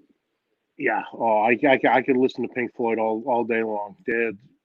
Everything by them is fantastic. Best album? Oh. I gotta go with Dark Side of the Moon. Of theirs, it's between that or Shine On. Shine On, I do like Animals.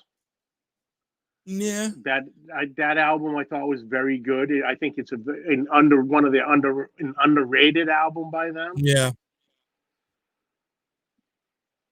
But yeah, Pink Floyd, love it.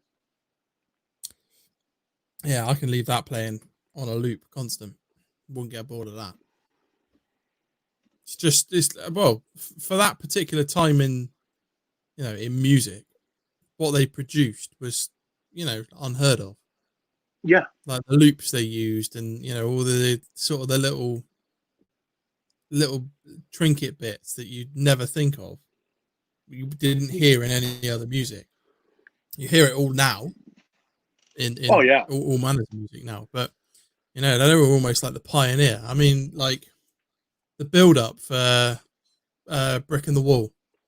You've got like the whole opening and closing of the cash register, ching, ching, constant, like a little loop, and then it just builds and builds and builds. Yeah, even with the first song on Dark Side, Time. It's just the tick of the clocks and the grandfather clocks and everything just starts going off. The different chimes. It's like, wait a minute, hold on, yeah. And then it just hits that first bass note.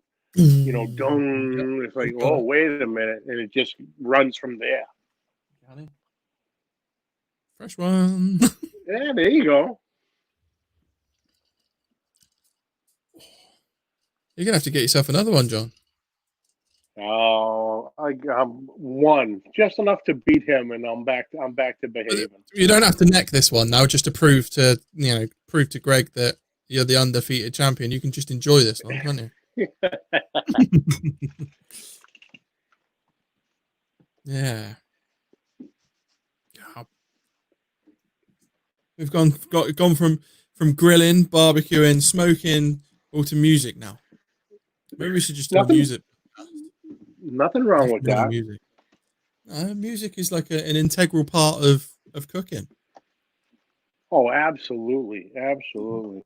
But yeah, if you get a chance, check out those reaction videos that people do with music. They even got a couple out there from vocal coaches, professional teachers, and they'll do some of the songs, and that gets real interesting because they actually get back down to the science of what the guys are doing with their throats and opening their voice boxes and opening the throats and the palates to get the different sounds and where they reach from. There was one they did, I forget her name, with the name of the channel, but it's Rebecca. She's a vocal coach. I'm pretty sure she's from London. And I know she did Disturbed. She also did Iron Maiden, Hallowed Be Thy Name. And she was absolutely blown away by Bruce Dickinson and how he could sing that song. Yeah. Did you go and check it whilst you were out, getting your package, Ryan? My missus is so pissed off. It's the cat. Don't. Did she string it up afterwards? Yeah. I'm just going to leave it there and move on. She's not a happy woman. I'm not surprised. God love her. She's upstairs scrubbing the bathroom floor as we speak. So good on her, She said she threw the cat outside the front door. So cute cat. The cat's got to negotiate the dogs next door, so it's going to be an experience for it. It won't be shitting on a bathroom floor anymore, will it? No, it's done it a couple of times. I don't know what's wrong with it. Anyway, I know. I did actually think we've been having a really good chat about music. All right. Well, John, you're pretty knowledgeable on your music. I know that for a fact, just by the stuff you when we done that sort of album thing on Facebook a little while ago. That was pretty cool.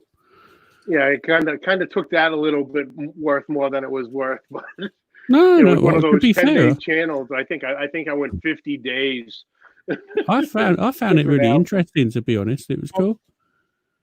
Oh, was that for 30 days, 30 albums thing?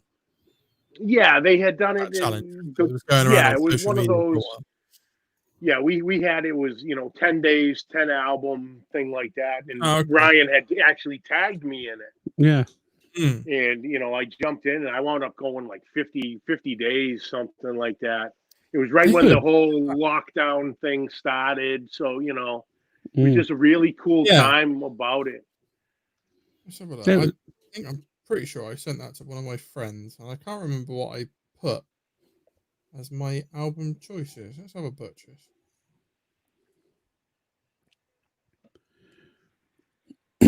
Because I did one album, and it was Kenny Wayne Shepherd, who's a blues guy here, and Tom Pointer went absolutely berserk on it. Yeah. And he was like, this is the one I've been waiting for. Mm-hmm. He was waiting for someone to put something that he didn't know, and was would have been all gung ho about learning about, checking that artist out. Yeah. Tom's a really decent guy. He's top lad. Sure is. Oh, I'll tell you what we do need to do is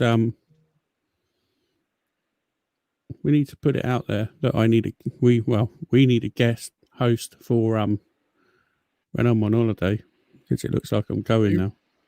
You've kind of left that until a bit late. There's only 3 people watching. Yeah, I know. I just remembered. Right, we've always got next week. Yeah. We'll hustle something up between us, I'm sure. Yeah, definitely. We'll get something sorted. I can't find it. Yeah, when you had asked me the other day about that, that's that Friday. That's my best friend's getting married. I'm the best man in the wedding. Yeah. I totally understand. Weddings are a cool time, man. I love going to weddings. I think they're fantastic. Weddings and christenings, they're the best. Yep. They're even better when they're like free bar.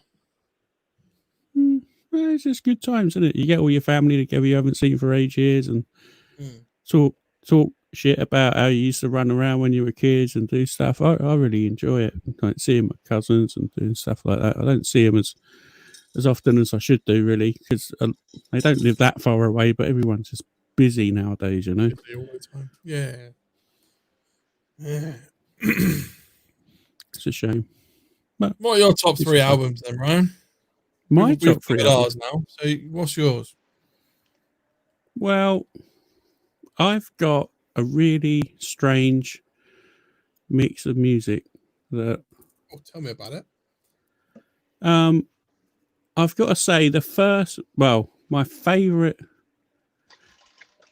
I'd say the top 3 albums. I would say is Intact by Ned's Atomic Dustbin, because that was the first live band I went to see. I was about 14 years old, and it was sort of like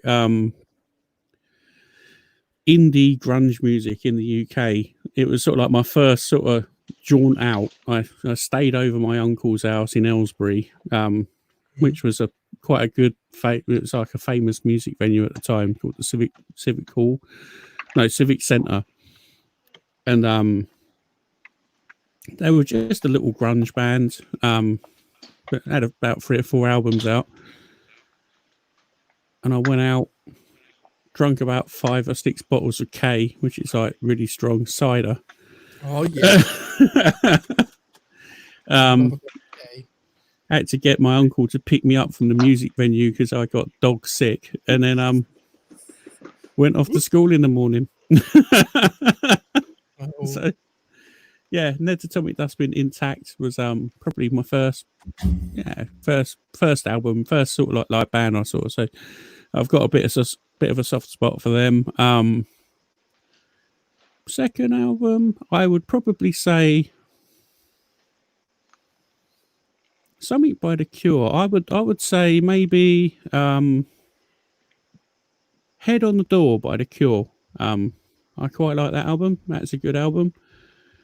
A bit sort of goth. I didn't mind a bit of gothy music when I was younger.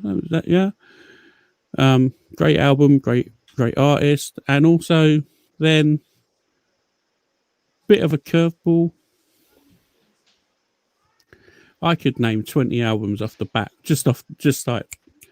But you get albums that are sort of linked to memories. That's how I sort of associate good albums, is what I was doing at the time and who I was doing it with. So I'd probably say Nirvana Unplugged in New York. Great album. That's a good one. More specifically, the Bowie track they covered, "Man Who Sold the World," is probably one of my favourite songs of all time. Yeah, that was good times doing that. Or then I could go down another avenue. I got into sort of dance and sort of rave and warehouse music because it was that sort of time in the UK, and I used to go out and well, no, kind of, but not. But yeah, so like drum and bass and jungle and hardcore and all that sort of stuff. So it's a little raver with my hat on, gloves on. Yeah, so anything really from and I don't know, something Beatles album, probably Abbey Road by the Beatles has got to be up there because that's a smashing album. It's a cracking album. My music choices are, well, I don't have a particular genre I go for. Mine is just like music is music. I'll listen to anything.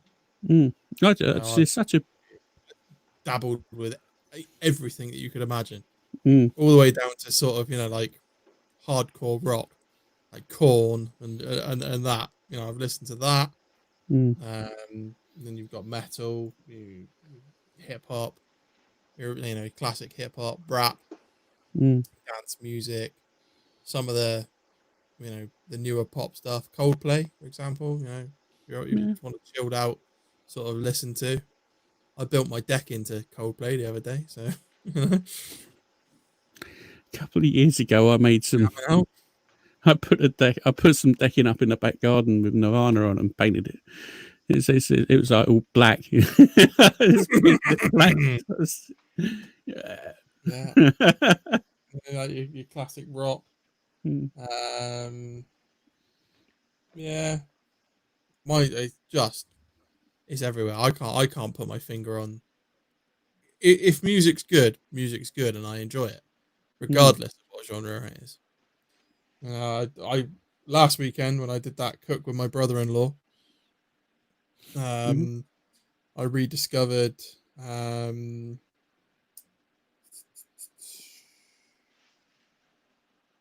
Oh man, give us a second. I'll remember it. Not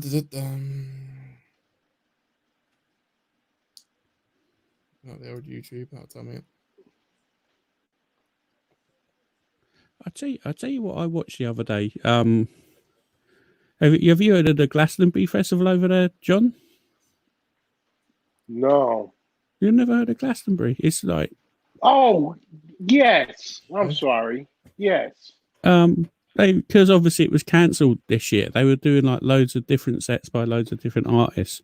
Yeah. And I watched Adele. She's just like I'm not even sure how you, sort of like a ballad singer.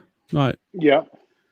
she sung a Bond film theme, and you listen to her, and she's got such a nice voice. Mm-hmm. And then you hear her speak, and you're like, where the fuck did that come from? It goes back to that thing you said earlier, John, where singers drop their accent, and she, for example, is like a prime candidate for that. She comes from Tottenham in London, which is like a really urban. It's like central London. Got a really strong London accent. And she swears like a docker. Well. Like, it's like F this, F that, rah, rah, rah, and like you listen to it, she's like, rah, rah, rah, rah, rah, rah, fuck, rah, rah, rah, rah, rah, rah. And then she starts singing, and you're like, yeah, wow. What? Wait a minute. It's like, what? You can't believe something sounds so good coming when she's singing it to when she's speaking. You're just like, yeah, it's crazy. You got to look at if you do one thing, look that up. Adele Glastonbury. She talks, and you're like, what? And then she sings, and it's like, wow. It's really crazy. I rediscovered it was Jaguar Skills. Oh yeah, DJ. Skills? Yeah, I know Jaguar Skills. Used to be on Radio 1 in the evenings, and he used to come in and do all of his crazy mixes. Well, we put on the history of hip hop all the way from the beginning to 2009 or 2019. It was incredible. Like, for 2 hours, I was just sat there bobbing around listening to one of these little sort of mix-ups of like classic hip hop. It was wicked. My wife said to me at the end, she's like, "You were in your element." I was like, "No, cooking good food and listening to some real good music." What's not to like? And at some point, they go hand in hand for sure. Mm-hmm. Music, barbecue, and beer. It's like the Holy Trinity, isn't it? It's simple. I can do away with the latter. I don't need to drink. I can quite happily go without drink and just enjoy the first two. I like a beer when I'm cooking. I can't. No, I like it. The missus frowns if it's like an early cook, but It depends if you've been up from 11 o'clock at night cooking it. Yeah, it's true. Mind you, I haven't done an overnight cook for ages. If I've got a big bit of meat now, I just push it through it to like hot and fast. Like, right. It's the difference you get. You can't really notice. Certainly, you wouldn't notice if you.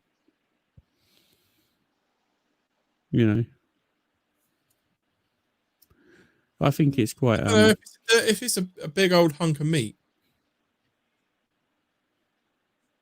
I don't know. The thing is, with a drum, will run at like 250, 275. It's sort of like the natural zone for a drum. If you try and choke it back, you're going to get bad smoke. So that means your meat's not going to taste great. So you may as well just sort of get up a bit early in the morning, get it going, and then push it through at 275, and then you're going to be done in a few hours. Running lower. I can run mine at 225, and it's nice. Comes out, doesn't, the smoke's good, tastes nice. Obviously, you sit there in a stool for fucking ages, but as soon as mine hits hits the stool, I see it's coming out and it's being wrapped. I'm impatient.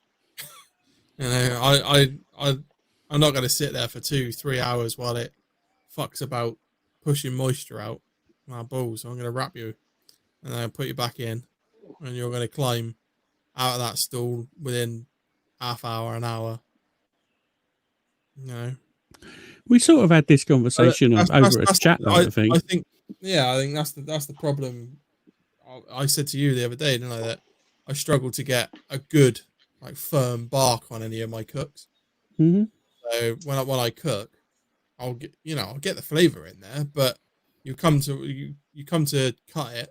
Like I was cutting ribs on that cook for the weekend.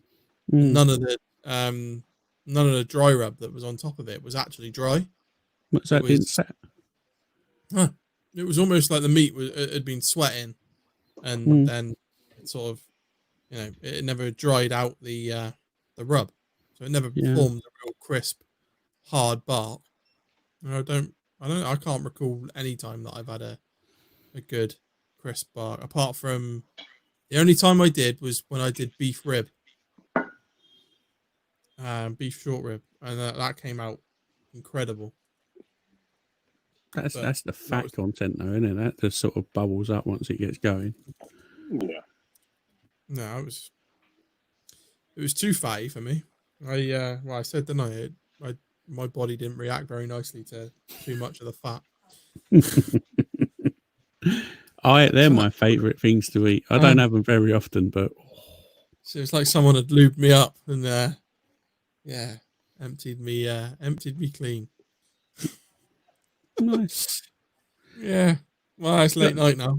Gone past the watershed. We can talk about killing cats and shitting. Not necessarily in that order, but I've got to be honest. If for me, I've 225.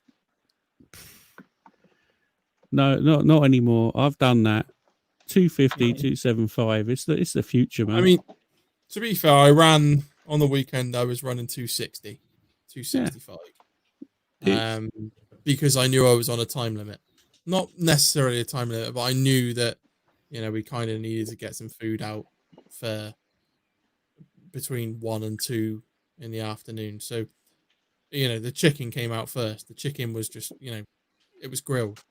The sister-in-law had marinated all up, all these chickens. She did mustard, garlic, and a little bit of salt, just all marinated in. It was lush, incredible. Really basic, but really tasty. And it kept it all juicy, so much so that I cooked some more this week. Mm-hmm. But I picked up a cheap pack of chicken thighs, bone thighs, and fucking the gristle content in them was mental, just full of gristle. Yeah, wasn't great. But yeah, we fired those out, and we had the cabinet smoker and my drum running at 260, and we pumped out those.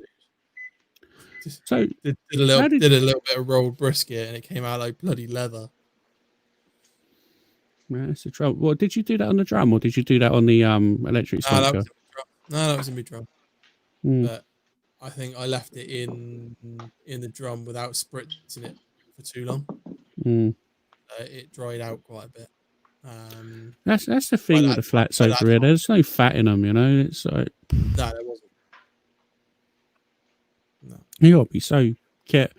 It's such a fine margin to cook one of our flats. It's just, I don't bother. I just cook a point.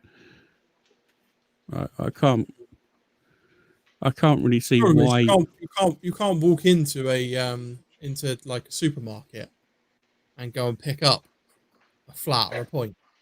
No, I go to my butcher and say I want a point, and he gives me a point. Yeah, I have to go. I might have to hit up my butcher supply and say to them, to be fair, they were quite keen to do me a whole packer. So I told them what I wanted. I said, look, I want the flat and the point, full brisket, packer style. I gave them every fucking name under the sun, so they could make sure they got it right. Like, I was almost short of sending them a video, just being like, this is how I want you to prepare my brisket. If you do it wrong, I will not pay you. Send them one of the bearded butchers videos on how to do, cut up a brisket. Mm. Did you watch that one I sent you the other day? I did actually. I found it fascinating. It's wicked, isn't it? Yeah, they're really, really good. Really good. Mm. They'd be a good good couple of guys to get on, but I should imagine they're fairly busy guys. If you don't ask, you don't get. That's the way you got to go. You got to ask everybody, and then the other one I'm slightly jealous of John having on for like a couple of minutes before he had technical issues is Max from Texarkana Barbecue. Yeah, I watched his beef short rib video, and it just goes into like, he doesn't go too far into details, but he goes into enough details for you to go, that's how he do it. That's how they do it. He was describing where the short ribs come from. Which out of the the rib sections they'd use for the short rib. People don't necessarily know that. Well, you watch that video, you certainly do then. You know whether you're getting a good or a shit end of the deal from the butchers. You go in there and you find that you've got these skinny, piss poor ribs. You know that you've got them from the back end of the back end of the cow. Hmm. You want the ones at the front, nice big thick dino ribs. Yeah.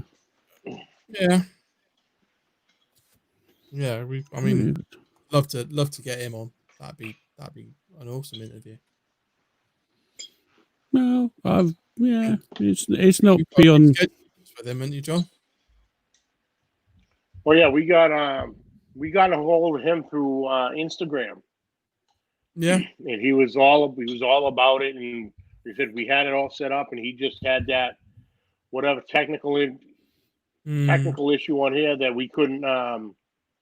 He couldn't hear us.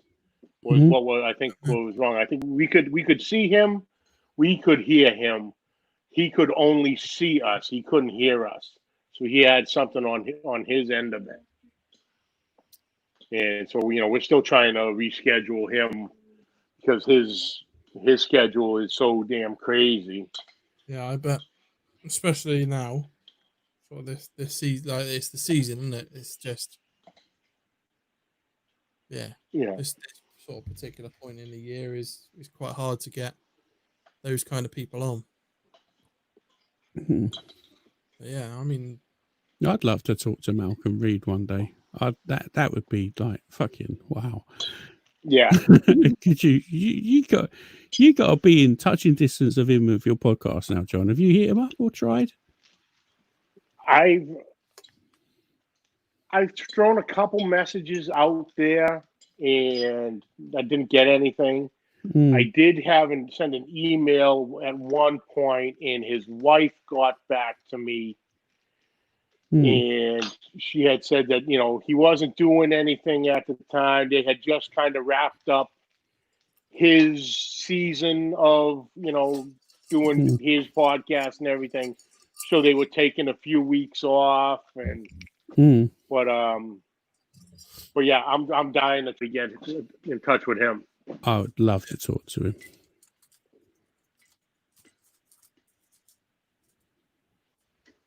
Can you hear me? Yeah. All right, my right one must have died out on me. Oh no! I got the little bells a little while ago. I knew they were running low, but no. Yeah, we've been going a while. It's nearly 2.5 hours now. That's right. Yeah. Nothing wrong with that. Yeah, it's cool. Yeah, I don't know. Malcolm Reed would be it'd be amazing. There's so many people. Like if you had a top, let's not even go there. You never know. You never know what's going to happen. Anything could happen. It only takes one message and one Yeah, that's it. You just need to have one to see that one message you sent and go, oh, okay, yeah, Mm-hmm. No, I was listening to do you listen to the Sous Vide and Fire podcast? Have you heard of that one? The Water and Fire podcast? Water and Fire, that's the one. That's quite good. No, he's had some really big guests on when he wasn't like really that big. Yeah. And it was just a case of you got to be ballsy enough to put yourself out there, Yeah. And sort of what I took from it. It was like, yeah, we've had Diva Q, Malcolm Reed, loads of people on. Like it's pretty much the who's who of the barbecue world he's had on his podcast. Yeah. And he had them on really early as well, like when he was sort of really starting to grow. So it's just a case of maybe putting it in the correct term or in the sort of like trying to make yourself stand out. To everybody needs an angle, right? You know what I mean? It's just a case of figuring out what that is and kind of coming across well, I suppose. Mm. Yeah, I'd absolutely love to talk with Malcolm. Obviously, I'd love to talk to Myron Mixon too. Mm-hmm. Him, Johnny Trigg would be an absolute dream to talk with him. The godfather of barbecue. Mm. I bet he must be such all of that experience, Yeah. He couldn't even. He doesn't do interviews, so does he, Johnny Trigg? Not often. One here and there. You'll catch something on YouTube, and someone will get him in. I think a lot of it just is this whole time that he's at a competition, and that person it happens to be there, and he doesn't have anything going on, so he'll sit and talk. But oh man, to have him, he's forgotten more barbecue than I'll ever know. Yeah, true that. That's a fact. Probably for 99% of everybody who's ever cooked barbecue, he's had so much experience, so much knowledge, so much, I don't know, everything. He's just the man, isn't he? You think sort of barbecue, if he's not the first person you think of, he'd definitely be the second. Oh, yeah. Yeah, he's so much knowledge. But, it's really cool. Him and I'd love to talk with Aaron Franklin. Yeah, Me too. I'd love to speak to him. I mean, I watched his. He's got a masterclass series. Yeah, and again, it's just like it's almost like he's talking to you properly, and like breaking things down to real sort of bare essentials, building fires, managing fires, seasoning, how to trim stuff. It's really good. I mean, again, wealth and knowledge. He'd be great to get on. I tell you what, even Greg Rimpey struggled to get him on. When he got in the Hall of Fame, he rung him up, and he was in some sort of, I don't know, buying a load of electrical goods. He's like, yeah, I'm ringing Aaron Mixon. I can't talk to him because he's buying stuff for his store. And that was it. Yeah, he got him on like the week after or something. He's like, yeah, he's shopping. Crazy stuff. But yeah, there's so many guys that you love to talk to, and just to get the chance to do it will be an absolute dream. No, I totally agree, and just different takes and different techniques and different sort of, not necessarily the same. Like competition. Don't get me wrong, competition cooks are amazing. They're really interesting, but to get a really good kind of backyard cook who can relate to your audience and break it all down and just tell them this is how I do it. We cook like this. Do you know what I mean? Something people can relate to, because obviously you cook in a competition and it's really interesting on how everything's put together and the time limits and the excitement of getting it into the box and judged. But then your average person wants to know how to cook a brisket easily with no hassle. Wow. And no fuss, you know. How can you cook a brisket with no fuss? Well, you do this, and this, set your temperature that, and away you go. And then with a little bit of luck, it should be okay. And that's because there's no real rhyme or reason to it. Everyone's different, and every piece of meat's different. So, no, definitely, it's a little bit of I wouldn't say luck, because luck's probably the wrong word, because you make your own luck, but judgment is probably the better word. Oh, for sure. Knowing when to call it instead of just taking it off too early or letting it run too much. Well, I suppose if you let a brisket run too much, it's a bit shit. But knowing the time, that little window. Yeah. Because it's a small window. Unless you're cooking a Wagyu, and to be honest, who cooks Wagyu brisket at home? I've never cooked a Wagyu. I couldn't afford to, if I'm perfectly honest. Yeah. Can you imagine coming home? Hi, Deb, how you doing? I've got this piece of meat. Oh, yeah, what's that? Oh, it's a Wagyu brisket. What's a Wagyu brisket? Oh, it's about £400. I'll be like,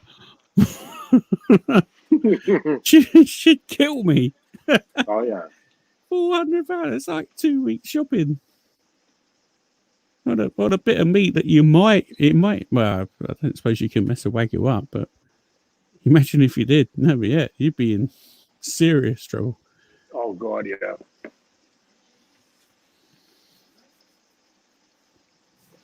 But then I suppose that's the thing, isn't it? You can't really compare. Like, do you get grass-fed beef over there? You must get, or is it all grain? No, we got them both. We'll go to the grocery store. You'll have the regular beef. Then they'll have the packages for the grass-fed stuff. Have you ever cooked any grass-fed, or do you just stick with the grain? I just stick with the grain. Because that's the stuff we want. If you're barbecuing, grain-fed is the way to go. But I wouldn't say it's fairly difficult. The main place is Australia. Seems to be like you get a lot of Australian briskets, and they're grain-fed. But you don't really see much coming over from the States. I haven't anyway. Not where I go, which is a shame. How's your leg holding up, man? You're right. It's starting to tighten up. Yeah, I can see, man. If you want to drop out. If you're uncomfortable, don't. Yeah, brother. I think. I think it's probably time to wrap it up anyway, isn't it, mate? I think it's just us three that have left as the viewers. I can't see as many people left in. Where'd everyone go? I mean, we had a few. We had about 10 or 12 at one stage. A mixture of Facebook and YouTube. So the first week on the new YouTube channel is not too bad. We got 11 subscribers now. Ooh. I suppose I got them at the cat rotisserie probably didn't help.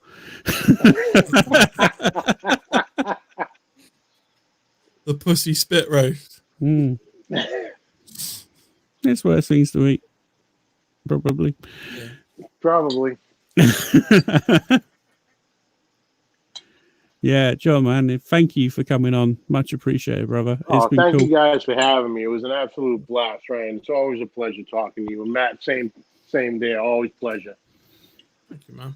It'd be good to get. I'll tell you what would be nice one day. Get another NEP cook going, and maybe we can all try and cook together. That'd be really cool. Yeah. Set up another virtual or something. Do you know what I'd like to do? Go on.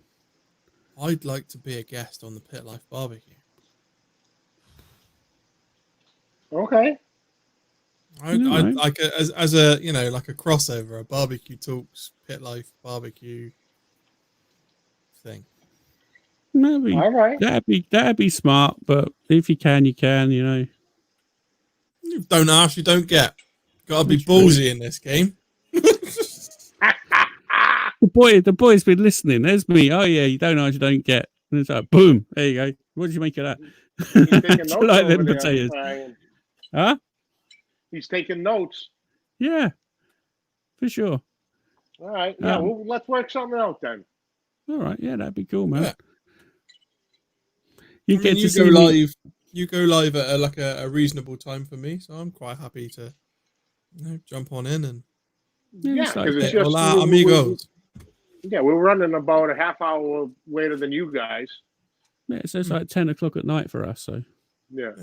It's not that bad. yeah, that'd be cool. If you Set can, up like wicked, man.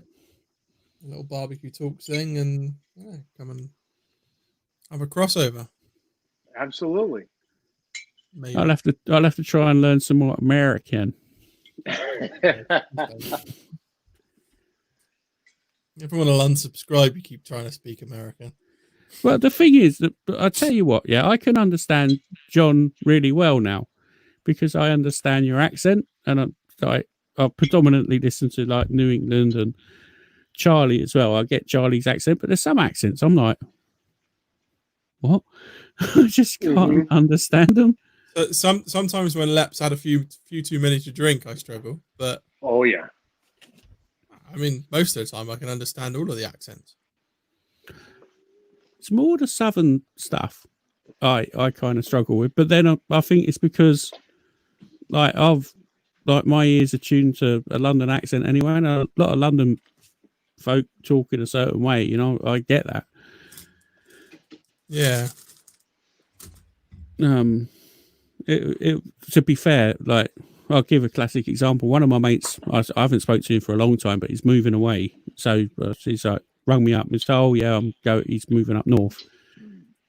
And from when I answered the phone, speaking to him, my wife couldn't really understand what I was saying because my London accent really thickened because we're from the same place. You know what I mean? So it was just literally we were talking like we were kids, and it just went from probably how I'm talking now into a really, really thick London accent. And she was like, "What are you saying? I don't understand what you're saying."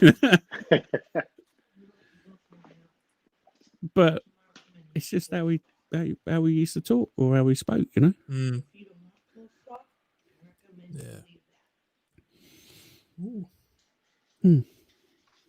All right, 10 past midnight. That's cool.